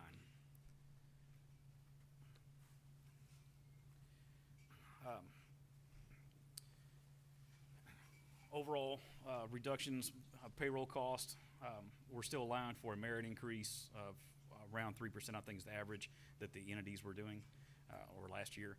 There's an increase in training and travel due to, a lot of our training this year was in Tarrant County, and we didn't go to the less of us went to the TAAD conference. But next year, all of the conferences will be out of county. There's a decrease in the ARB per diem budget based on, basically we've reduced the head count and the ARB as well, and we're having less hearings. Utility costs are projected to increase, but that could change. We do have a lease for an annex, and so that was originally acquired so we could have off-site ARB hearings, but we haven't been using it the last few years, and so we're probably gonna let that go and move to just a storage unit and keep some of our additional equipment over there, which should be a savings. And so we were proposing the $400,000 in this budget that would help fund the 2028 election. And so kind of splitting up that estimated $800,000 cost over a 2-year period instead of being an $800,000 swing each year or every other year. And so with what we had proposed with the reserve accounts, we were proposing moving $800,000 out of our excess funds from 25. So we could probably remove that item from this budget. And that would remove $400,000, which would get us below, I think, 3.6%. Joe Don, Yes, sir. and the, God forbid, runoff, would that 2028 budget be applied to the runoff election? Yeah, right now we have the 1.7 million. We have, Okay, that's all. yes. I think the rough estimate right now would be $1 million if we had a runoff on top of the 800,000. Okay. For customer service, we have increase in professional services. We have True Roll we've been using. We're trying to get them to also they've been handling the exemptions. And so now we're trying to get them to handle some of the deeds. That way we can process the exemptions quicker. And then dues and publication increase. So we're just trying to get everything to move faster. Also adding in appointment of agents and some other kind of heavy scanning requirements that we get a lot of paper. We're trying to use some of the AI tools that True Roll has to scan those documents, extract the data we need, and get them into the system quicker without having to process hundreds of thousands of paper. Technology needs. We're adding money for additional security and safety items and capital outlay for the hardware and backup power. So we're starting to get into replacing some of our computers that we purchased recently. So as we get into like a 3 to 4 year cycle, we'll have to start replacing some of the equipment, and then also the emergency backup power system, whatever method we go down of that path. Joe Don, I'm looking at, go back down. Go back. So, we just spent $14 million with True Prodigy. I have no appetite for including continued development for True Prodigy. We just took a bite out of the Big Apple. What is that? The state, 186 counties used to be on PACs, and so that's how True Prodigy is kind of geared. And so it functions the way most counties are used to. With us, yeah, a lot of them are smaller, but with us coming off of Momentum, we do some things completely different than the other counties. And some of them are the efficiencies that we've learned through the ARB process. We think we do really well now at ARB process, and so there's some things that we are doing outside of True Prodigy that we would like to kind of get brought into it to kind of streamline that process. And because right now, like the value negotiation tool that we were talking about, it is a separate tool that we have built, and then we have to like migrate that data into the system. We would like them to adopt that, and that way it's one login, one sign in for the taxpayer, and they're in the same system as opposed to right now you have to log into our website, and if we agree with you, then you're done. But if you don't, It's a great example, because yes, it was very cumbersome, and, good answer. Good. So a lot of it is to improve efficiencies or improve the taxpayer experience. Good answer.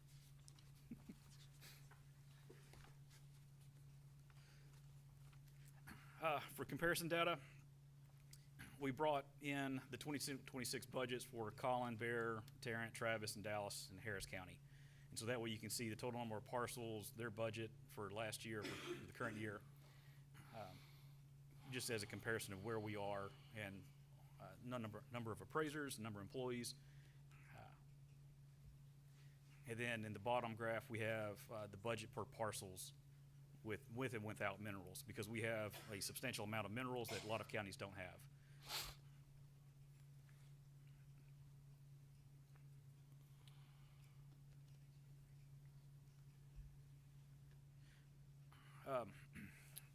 And then as we were going through this, we had what we originally proposed, and then we were a secondary option would be we remove the $400,000 for the election, use the committed funds. That would bring it down to 2.85 and 2.35% increase to the entities, which is, it was under 3.5%, which I think is what some of the comments were, because they're kind of bound by 3.5% increase. And then we were also talking about the aircraft audit, but we kind of punted on that. So that part kind of drops off.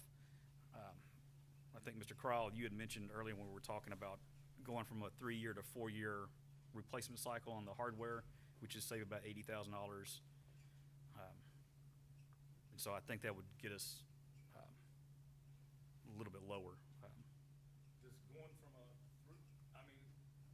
Just going from a 3-year to a 4-year, would that have any impact on the functionality of it? I mean, I don't think significantly. Brian's shaking his head no.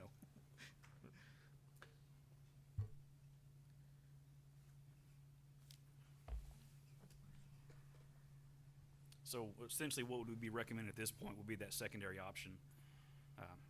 But no, you, sir, you said you had comments and thoughts on other things we could take out. I do, but you covered a lot of them. Okay. The, do we have a way to show, in my office, when I'm sitting there playing with budgets, I have somebody sitting there saying that, typing in everything we say, and then can show us exactly what we said. Brad, I think, printed a copy of what I was just mentioning, taking the 400,000 out and taking 80,000 out of the funds, and so we printed that.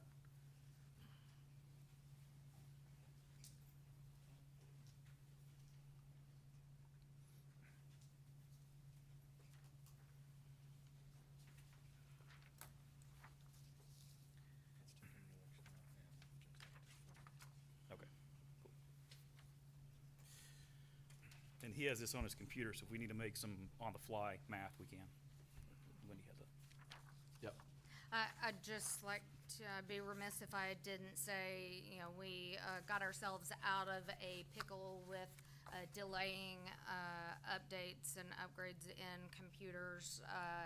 That was a big issue. So, I mean, if it's something relatively small compared to the overall, I want to make sure that we think about that in the cybersecurity and you know, the technology overall, because we were replacing computers that were ages old, and 10 years old, and I never want to get to that point, you know, where we're just like, well, let's save a quarter, you know, here and there, drop a dime or a nickel here and there, you know, and then put ourselves back in the same situation. 1 year, great. I just am very concerned, you know, whenever we start putting technology back into the same place that they were, because I never want any of us to experience what we experienced, and not everyone was on the board whenever we experienced it, so don't ever want to go through that again. On the removing of the amount for the election, because we can fund it, I think that's a good move. However, I just want to make sure that it's understood that that is not always going to be sustainable in the future. Yeah. That number on the elections, that comes from where? The election administrator.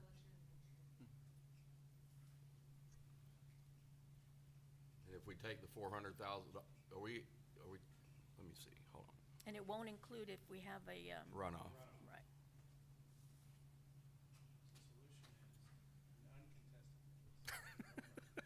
Exactly. Totally would agree with that.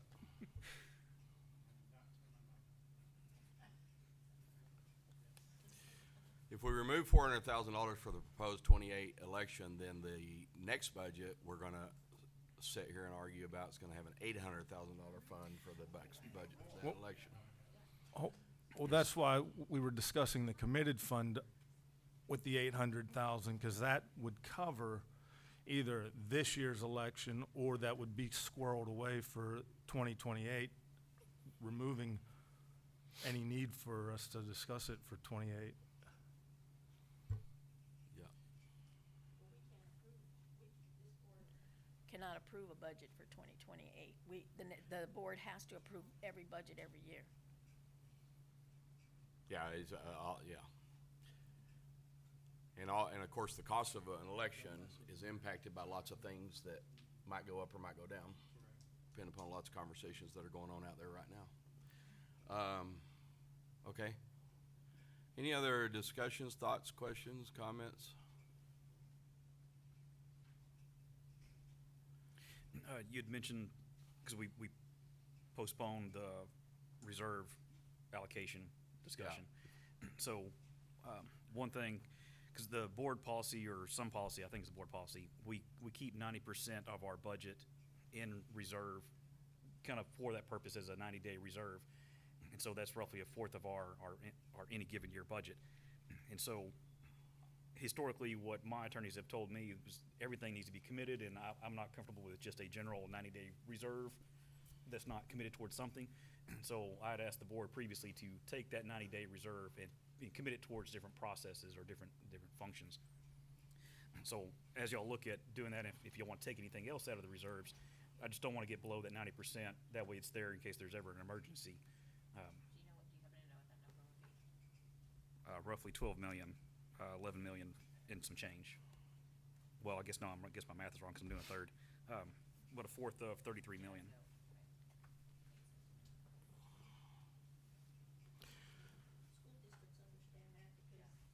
They have to have money put in reserve. It's a law. Yeah.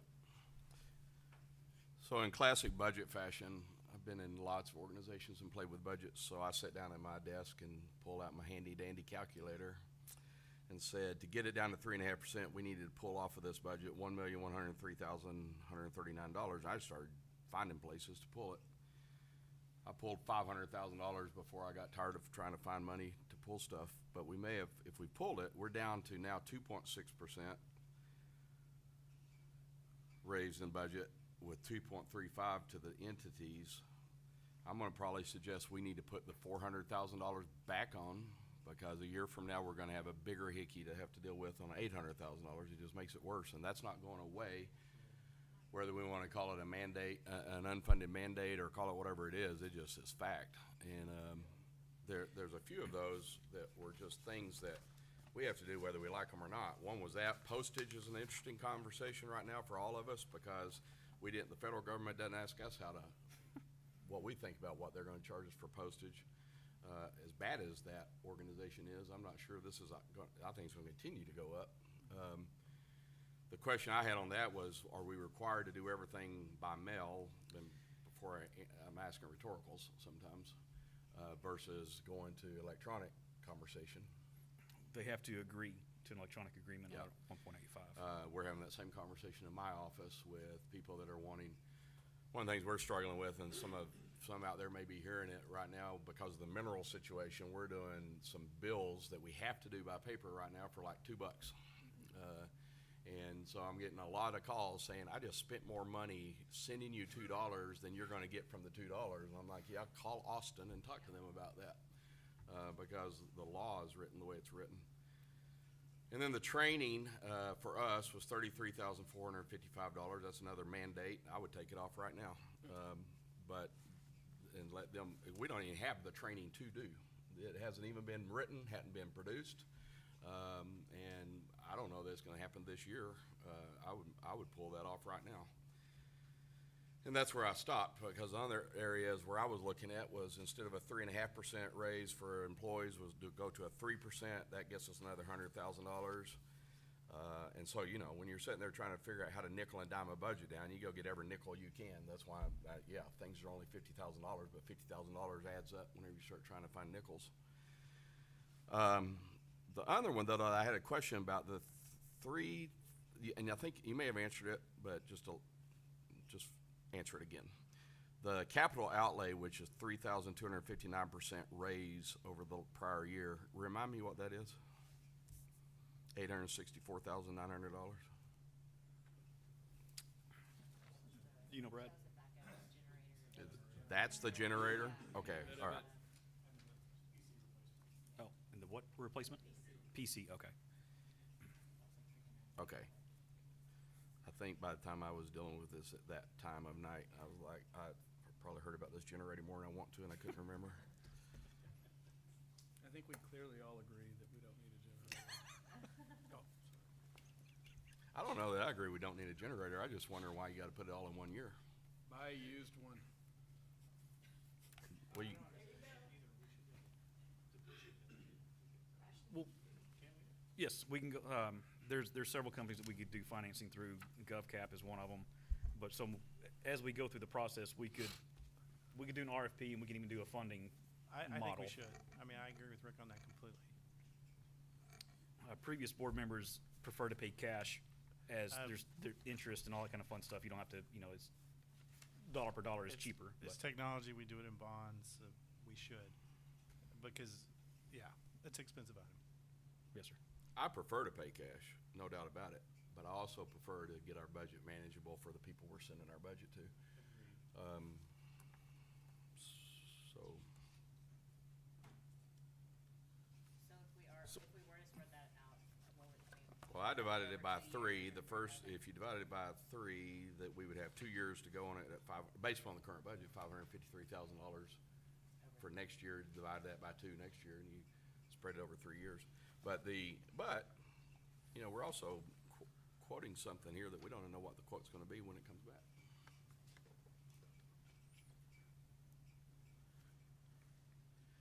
My neighbor has a generator on his house, and I keep trying to figure out, his generator comes on at all times. It doesn't have anything to do with power going out. It's, when the power gets low, it turns on.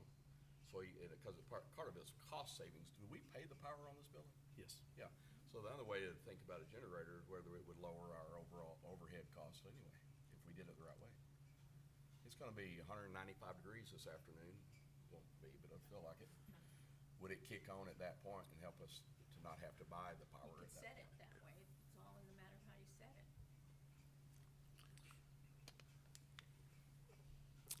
In other words, to me, if we're gonna get a generator, let's totally utilize a generator. Just don't just wait for that one time that all of a sudden the power goes up because of lightning storm. If you live in South Lake right now, you want a generator everywhere you can get one. They've lost power 5 times in the past, 6 weeks? So, Or ice Mageddon, snow Mageddon. I'm just talking about it. There just turns off. There is no reason. Not that big a deal. Power grid. Probably power grid. I have a question about the elections. If we add the 400,000 back in, are we thinking that we could finance it out of the election fund so that it doesn't affect the entities, or are you thinking that the entities need to pay for it? For the election, they have to. Well, that's where I was going with, to take that financing portion out of the the elections committed fund, so that we don't pass that on to the entities. We have the money there. So you want it to stay in the committed funds? I just want the financing portion to come out of the committed fund, so that it may be a general increase to the overall budget, but it won't be passed out to the entities in their 2027 budget. So is this 400,000 we're talking about is for 2027? It's for 28. Oh, well, you know 28, what? yeah. We could take that money and put it in a money market and get a whole lot of money while we're waiting. Well, all of our money that we have, the reserve funds, It is already all is. it's all in the investment accounts. Okay. So I'm sensing, to put a direction here, sensing from this discussion that we're interested in getting this budget down to under 3%, and we're looking for ways to do so. Is that correct? The general consensus here? Yes. My attitude is always to get budgets down. I don't care what the percentage is. The government, and it particularly got even bigger whenever I sat there and saw we're sitting on $13 million, saying, So we're done. after we get to when we take care of the set aside, the 90-day set aside, then anything above that is money that we ought to have some conversation about. I would say not at the expense of seeing it down, or, I agree in a couple of years where There's some dominoes of every decision you make in financing, right? So if we're gonna deal with 13 million, we're also gonna negatively affect our income off of those investments. I think the budget that we passed out, that gets us under 3%, that gets us to 2.6. when we circle back and deal with the committed funds, we have that 3.3 million. And that's where I was saying, if we squirrel that away for 2028, we don't necessarily need the election in this 2027 budget, but, because we're taking care of it for the future when it does come up by putting that 887,000 away. And we're still getting Matt's generator. We're gonna put his name on the side of that thing.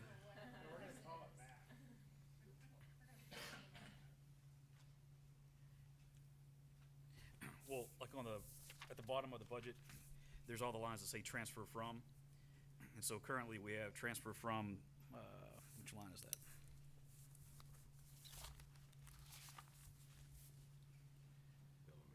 Building maintenance for 500,000.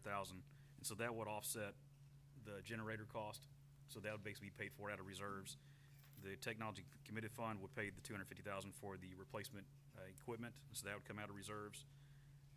And then 200,000 for CAMA would be the taxpayer enhancement for the You may CAMA. want to put construction of a special pad for the generator to sit on.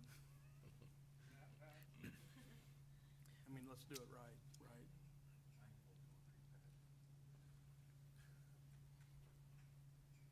There was discussion he could sit on the roof, depending on the size. We'll take care of it, Matt. Approve this generator. But we'll go through the RFP process and see what they recommend and what. You're going to hear the public outcry, I guarantee it. All right, is there any further discussion, motions, anything? Why don't you make the motion, accept this one? I'll move to accept the budget that shows a 2.6% overall increase. A second. It's been moved and seconded that we approve the budget that was passed out that includes 2.6% increase. With note from me that there's 2.35 going to entities, not the 2.6. Any discussion? Just that further moving around to make this budget happen would occur. Right? I mean, I've heard a lot of good statements that back that up. Like to see that on paper, but yeah.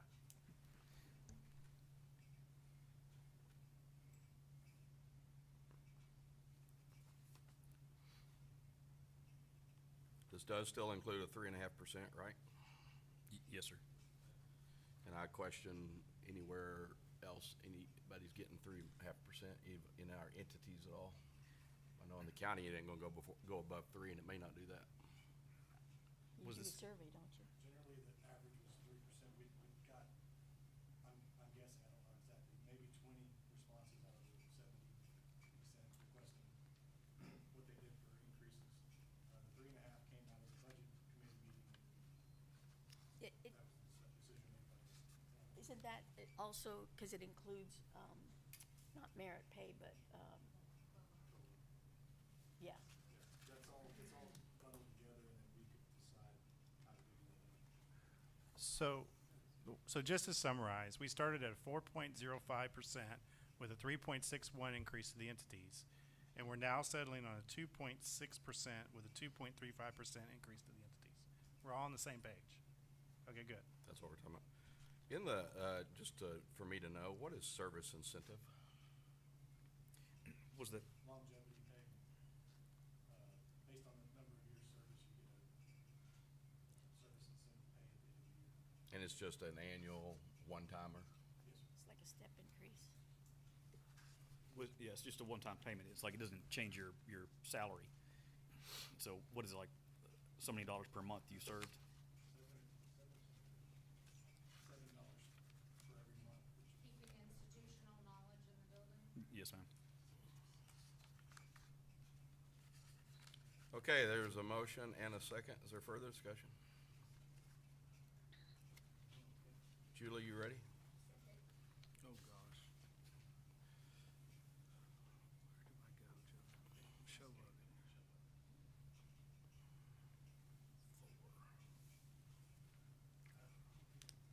Good job.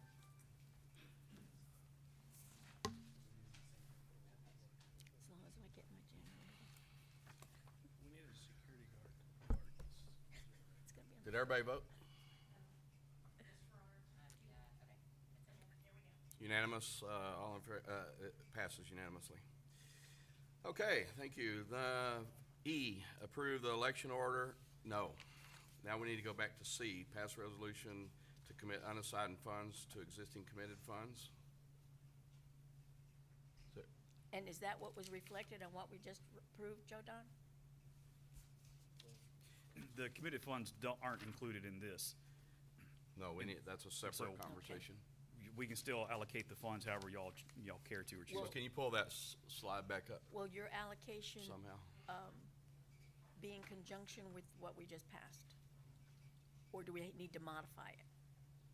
If y'all want to change the numbers or use like what Eric recommended, then it won't impact the budget and the budget won't impact it. Which what I want to make sure. How do I get that off my screen? How do I get that Hit off? escape. Oh.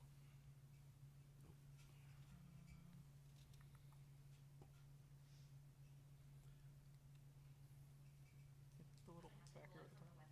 Here? The one above it. Oh, it's here All the way for back, that's us. cool. Well, you pull that up. Joe Don, just for clarification, this is an allocation for the future and it could be changed by a budget committee, right? By the full board action. By the full board action, okay. So y'all, it basically, y'all have to do it by resolution and y'all can put money in and So take money out. We're earmarking this for the future, but the future board budget will determine it, okay. Yes, sir. We can't spend it without board action. Do you need to see it then, or are we ready to move? So you want this? No.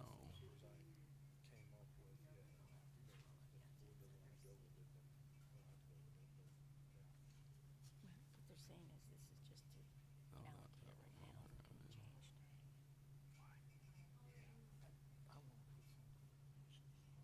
Oh, here we go. That's what we did. It used to only have 1,500 There you go, that thing. when I first got on board.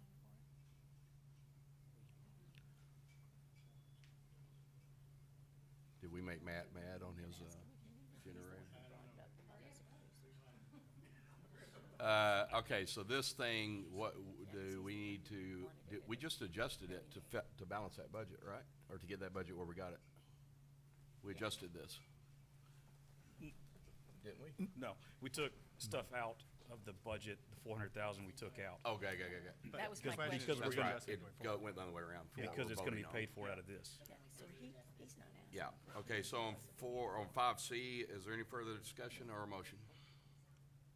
So, well, just for clarification, are we going with this or are we taking into consideration what Eric brought up?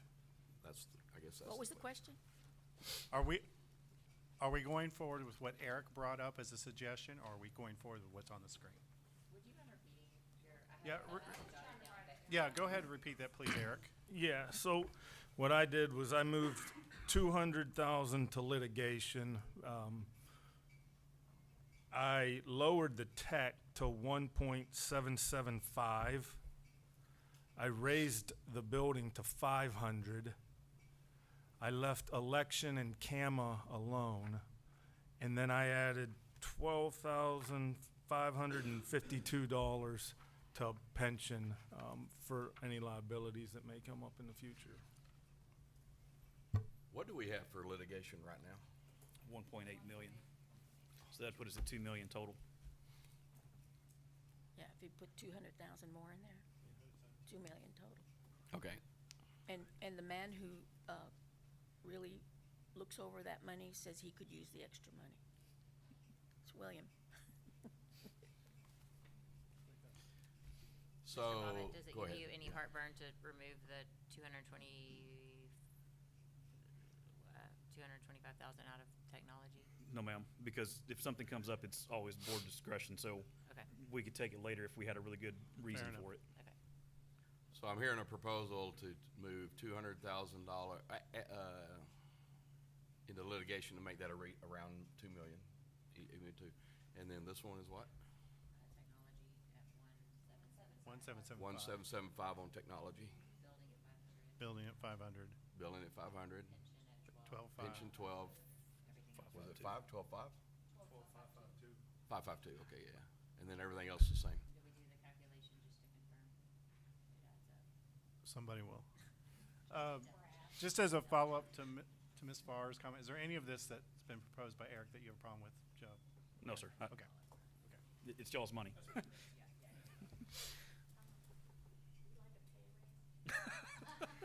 30%?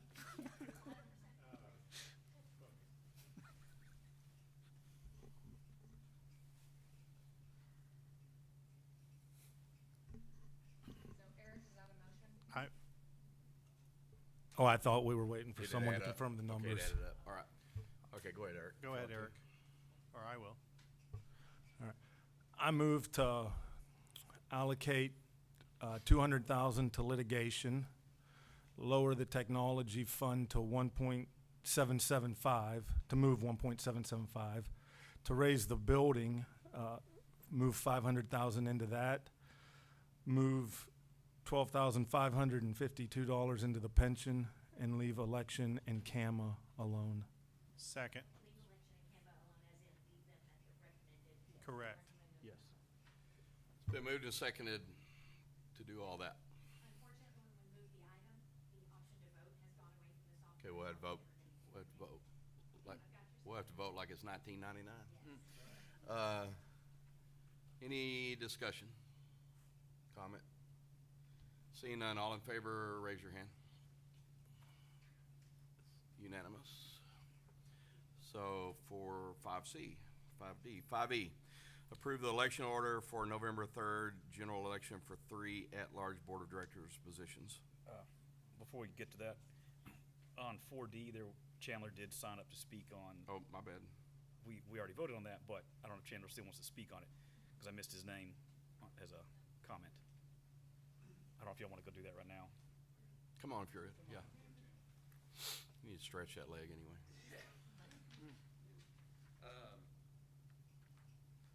This is on the election order? Yes, election contract. On the election order, is just a very minor thing. There may be a reason for it, and I don't have all of my notes here, but it looked like the dates for the English version and the dates for the Vietnamese version didn't line up. I just want to bring it to your attention. Okay, that's it. All right, thank you. Anything or a motion on 5E? I'll move that we accept 5E. We do have, well, he just mentioned that. Okay, so he talked about that one. Okay. I move that we accept 5E.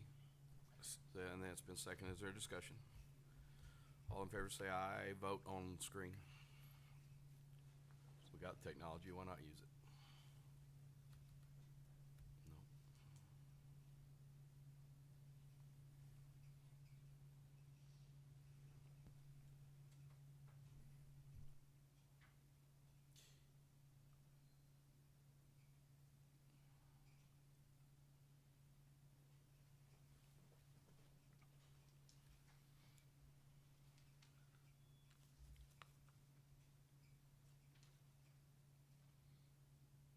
Usually at this point, we're waiting on somebody.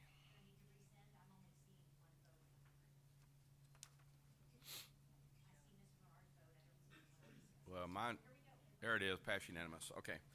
5F, consider penalty and interest waiver request from Burleson Independent School District for late allocation payment.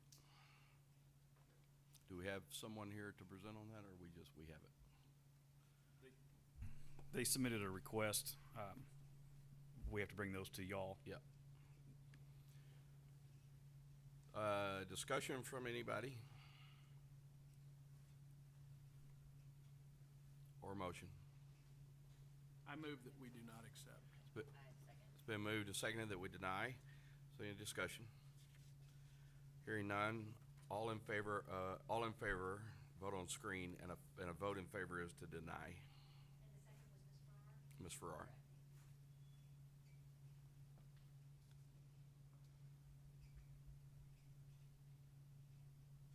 Oh, my bad, it's me this time.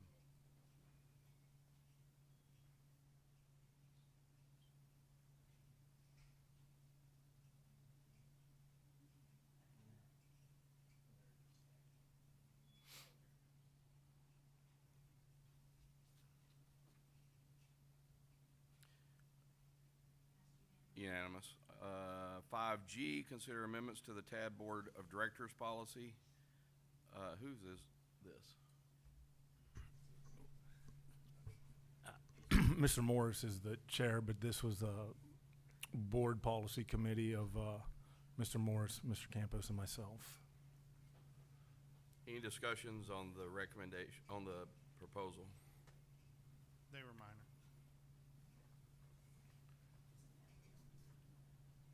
Or a motion? It's been moved that we approve and Second. seconded. Any discussion? I just, Go sorry. ahead, I'm sorry. I have one comment that we didn't discuss, and it has to do with what happened today.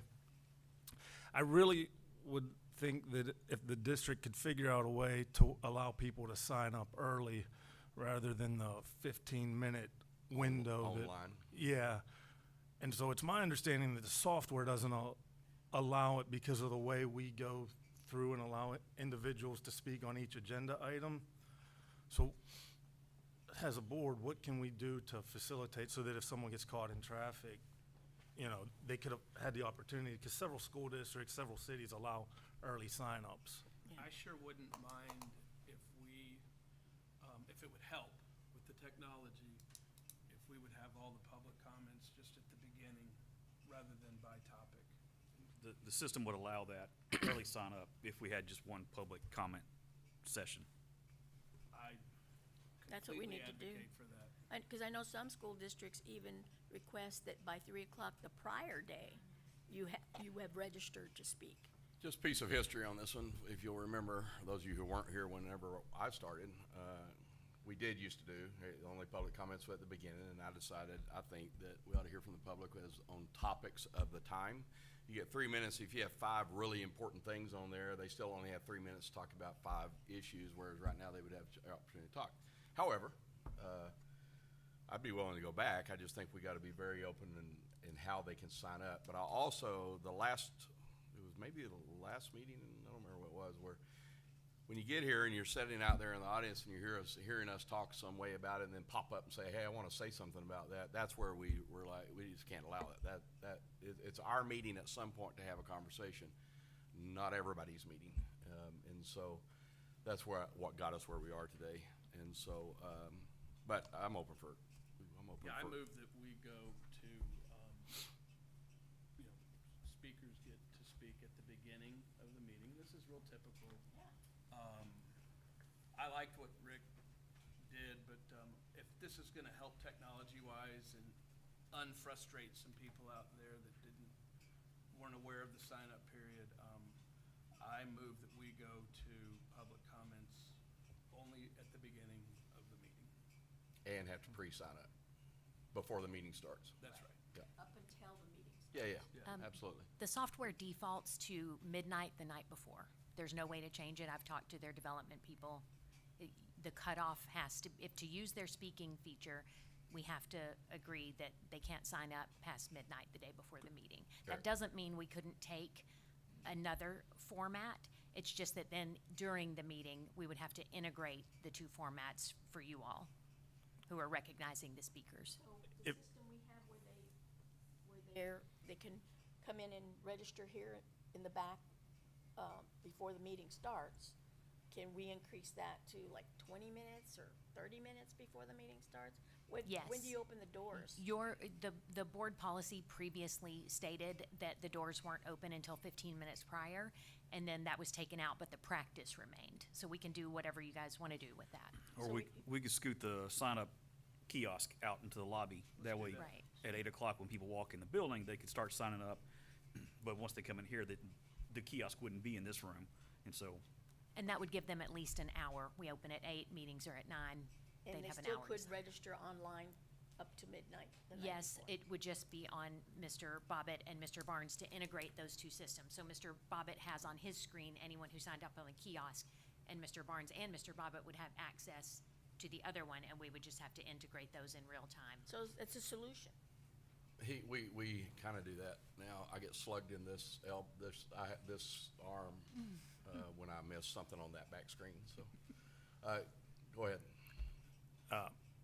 To what Matt was saying, and you know, the way you've run it with the public comments and the agenda, I like that.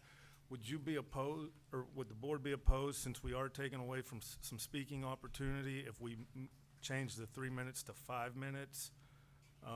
There are entities that allow 5 minutes, and then it could always be, At his discretion. well, yeah, Mr. Barnes could always change it at his discretion, but as a board policy, we would say 5 minutes instead of 3. Yeah, because I did that one time, when I was president of the school board, we had 146 speakers. Yes. So I said. Times 5. I'm gonna allocate it to a minute per person, because that's 146 minutes. So this is what the county does. County has a 3-minute, but then there's a threshold. I don't even know what threshold is, but when it hits threshold, it goes down 2 minutes. Hits another threshold, it goes down to 1 minute.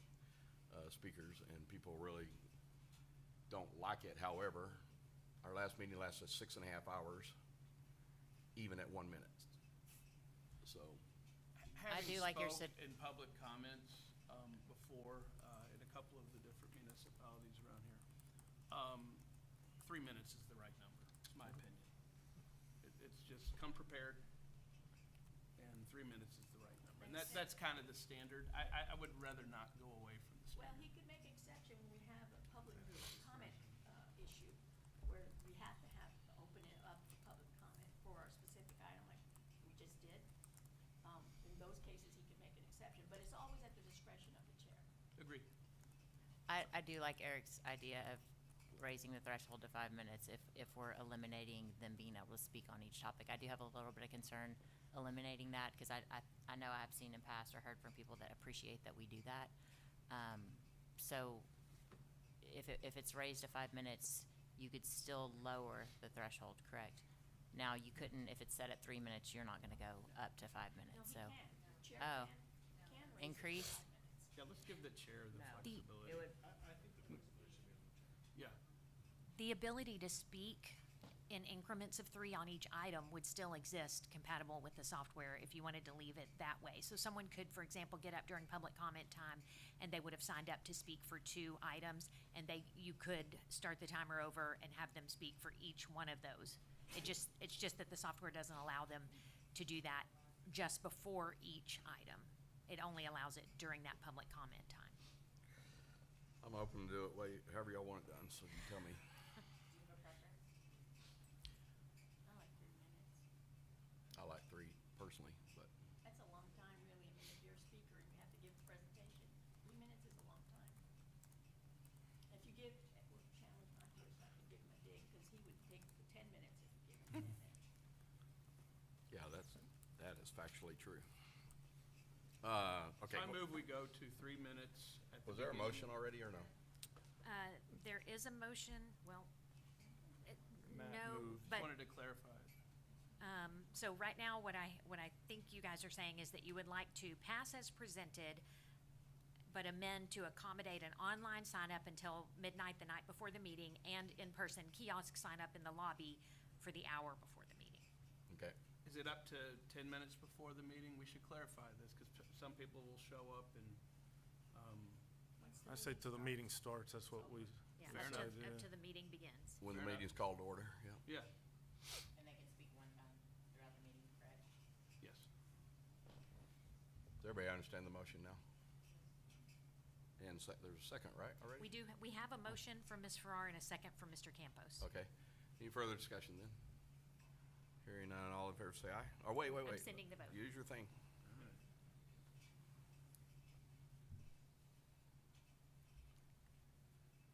Takes us 3 minutes to wait on this step to go through.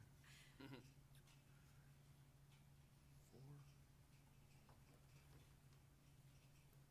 And it passes. Passes unanimously. At this time, we will recess to executive session following purposes in the code of section 551.017, section 551.072, 074, and 076. If during the course of the meeting there's any business to bring back out, we will be back out with that business.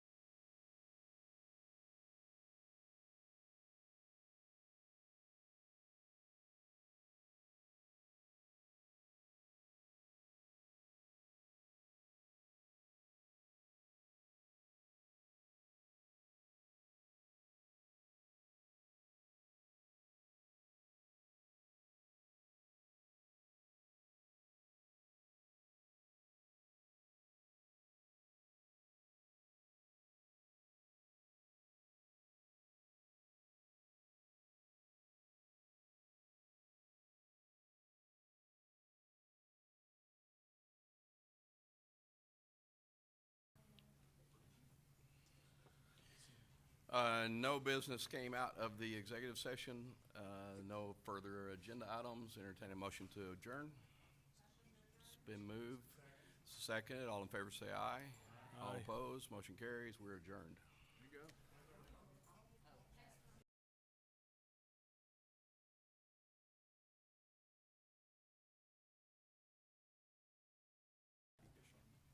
We have to have the We have it the appraisal next plan week? done by the 15th. We have it on the 14th? I just could not imagine.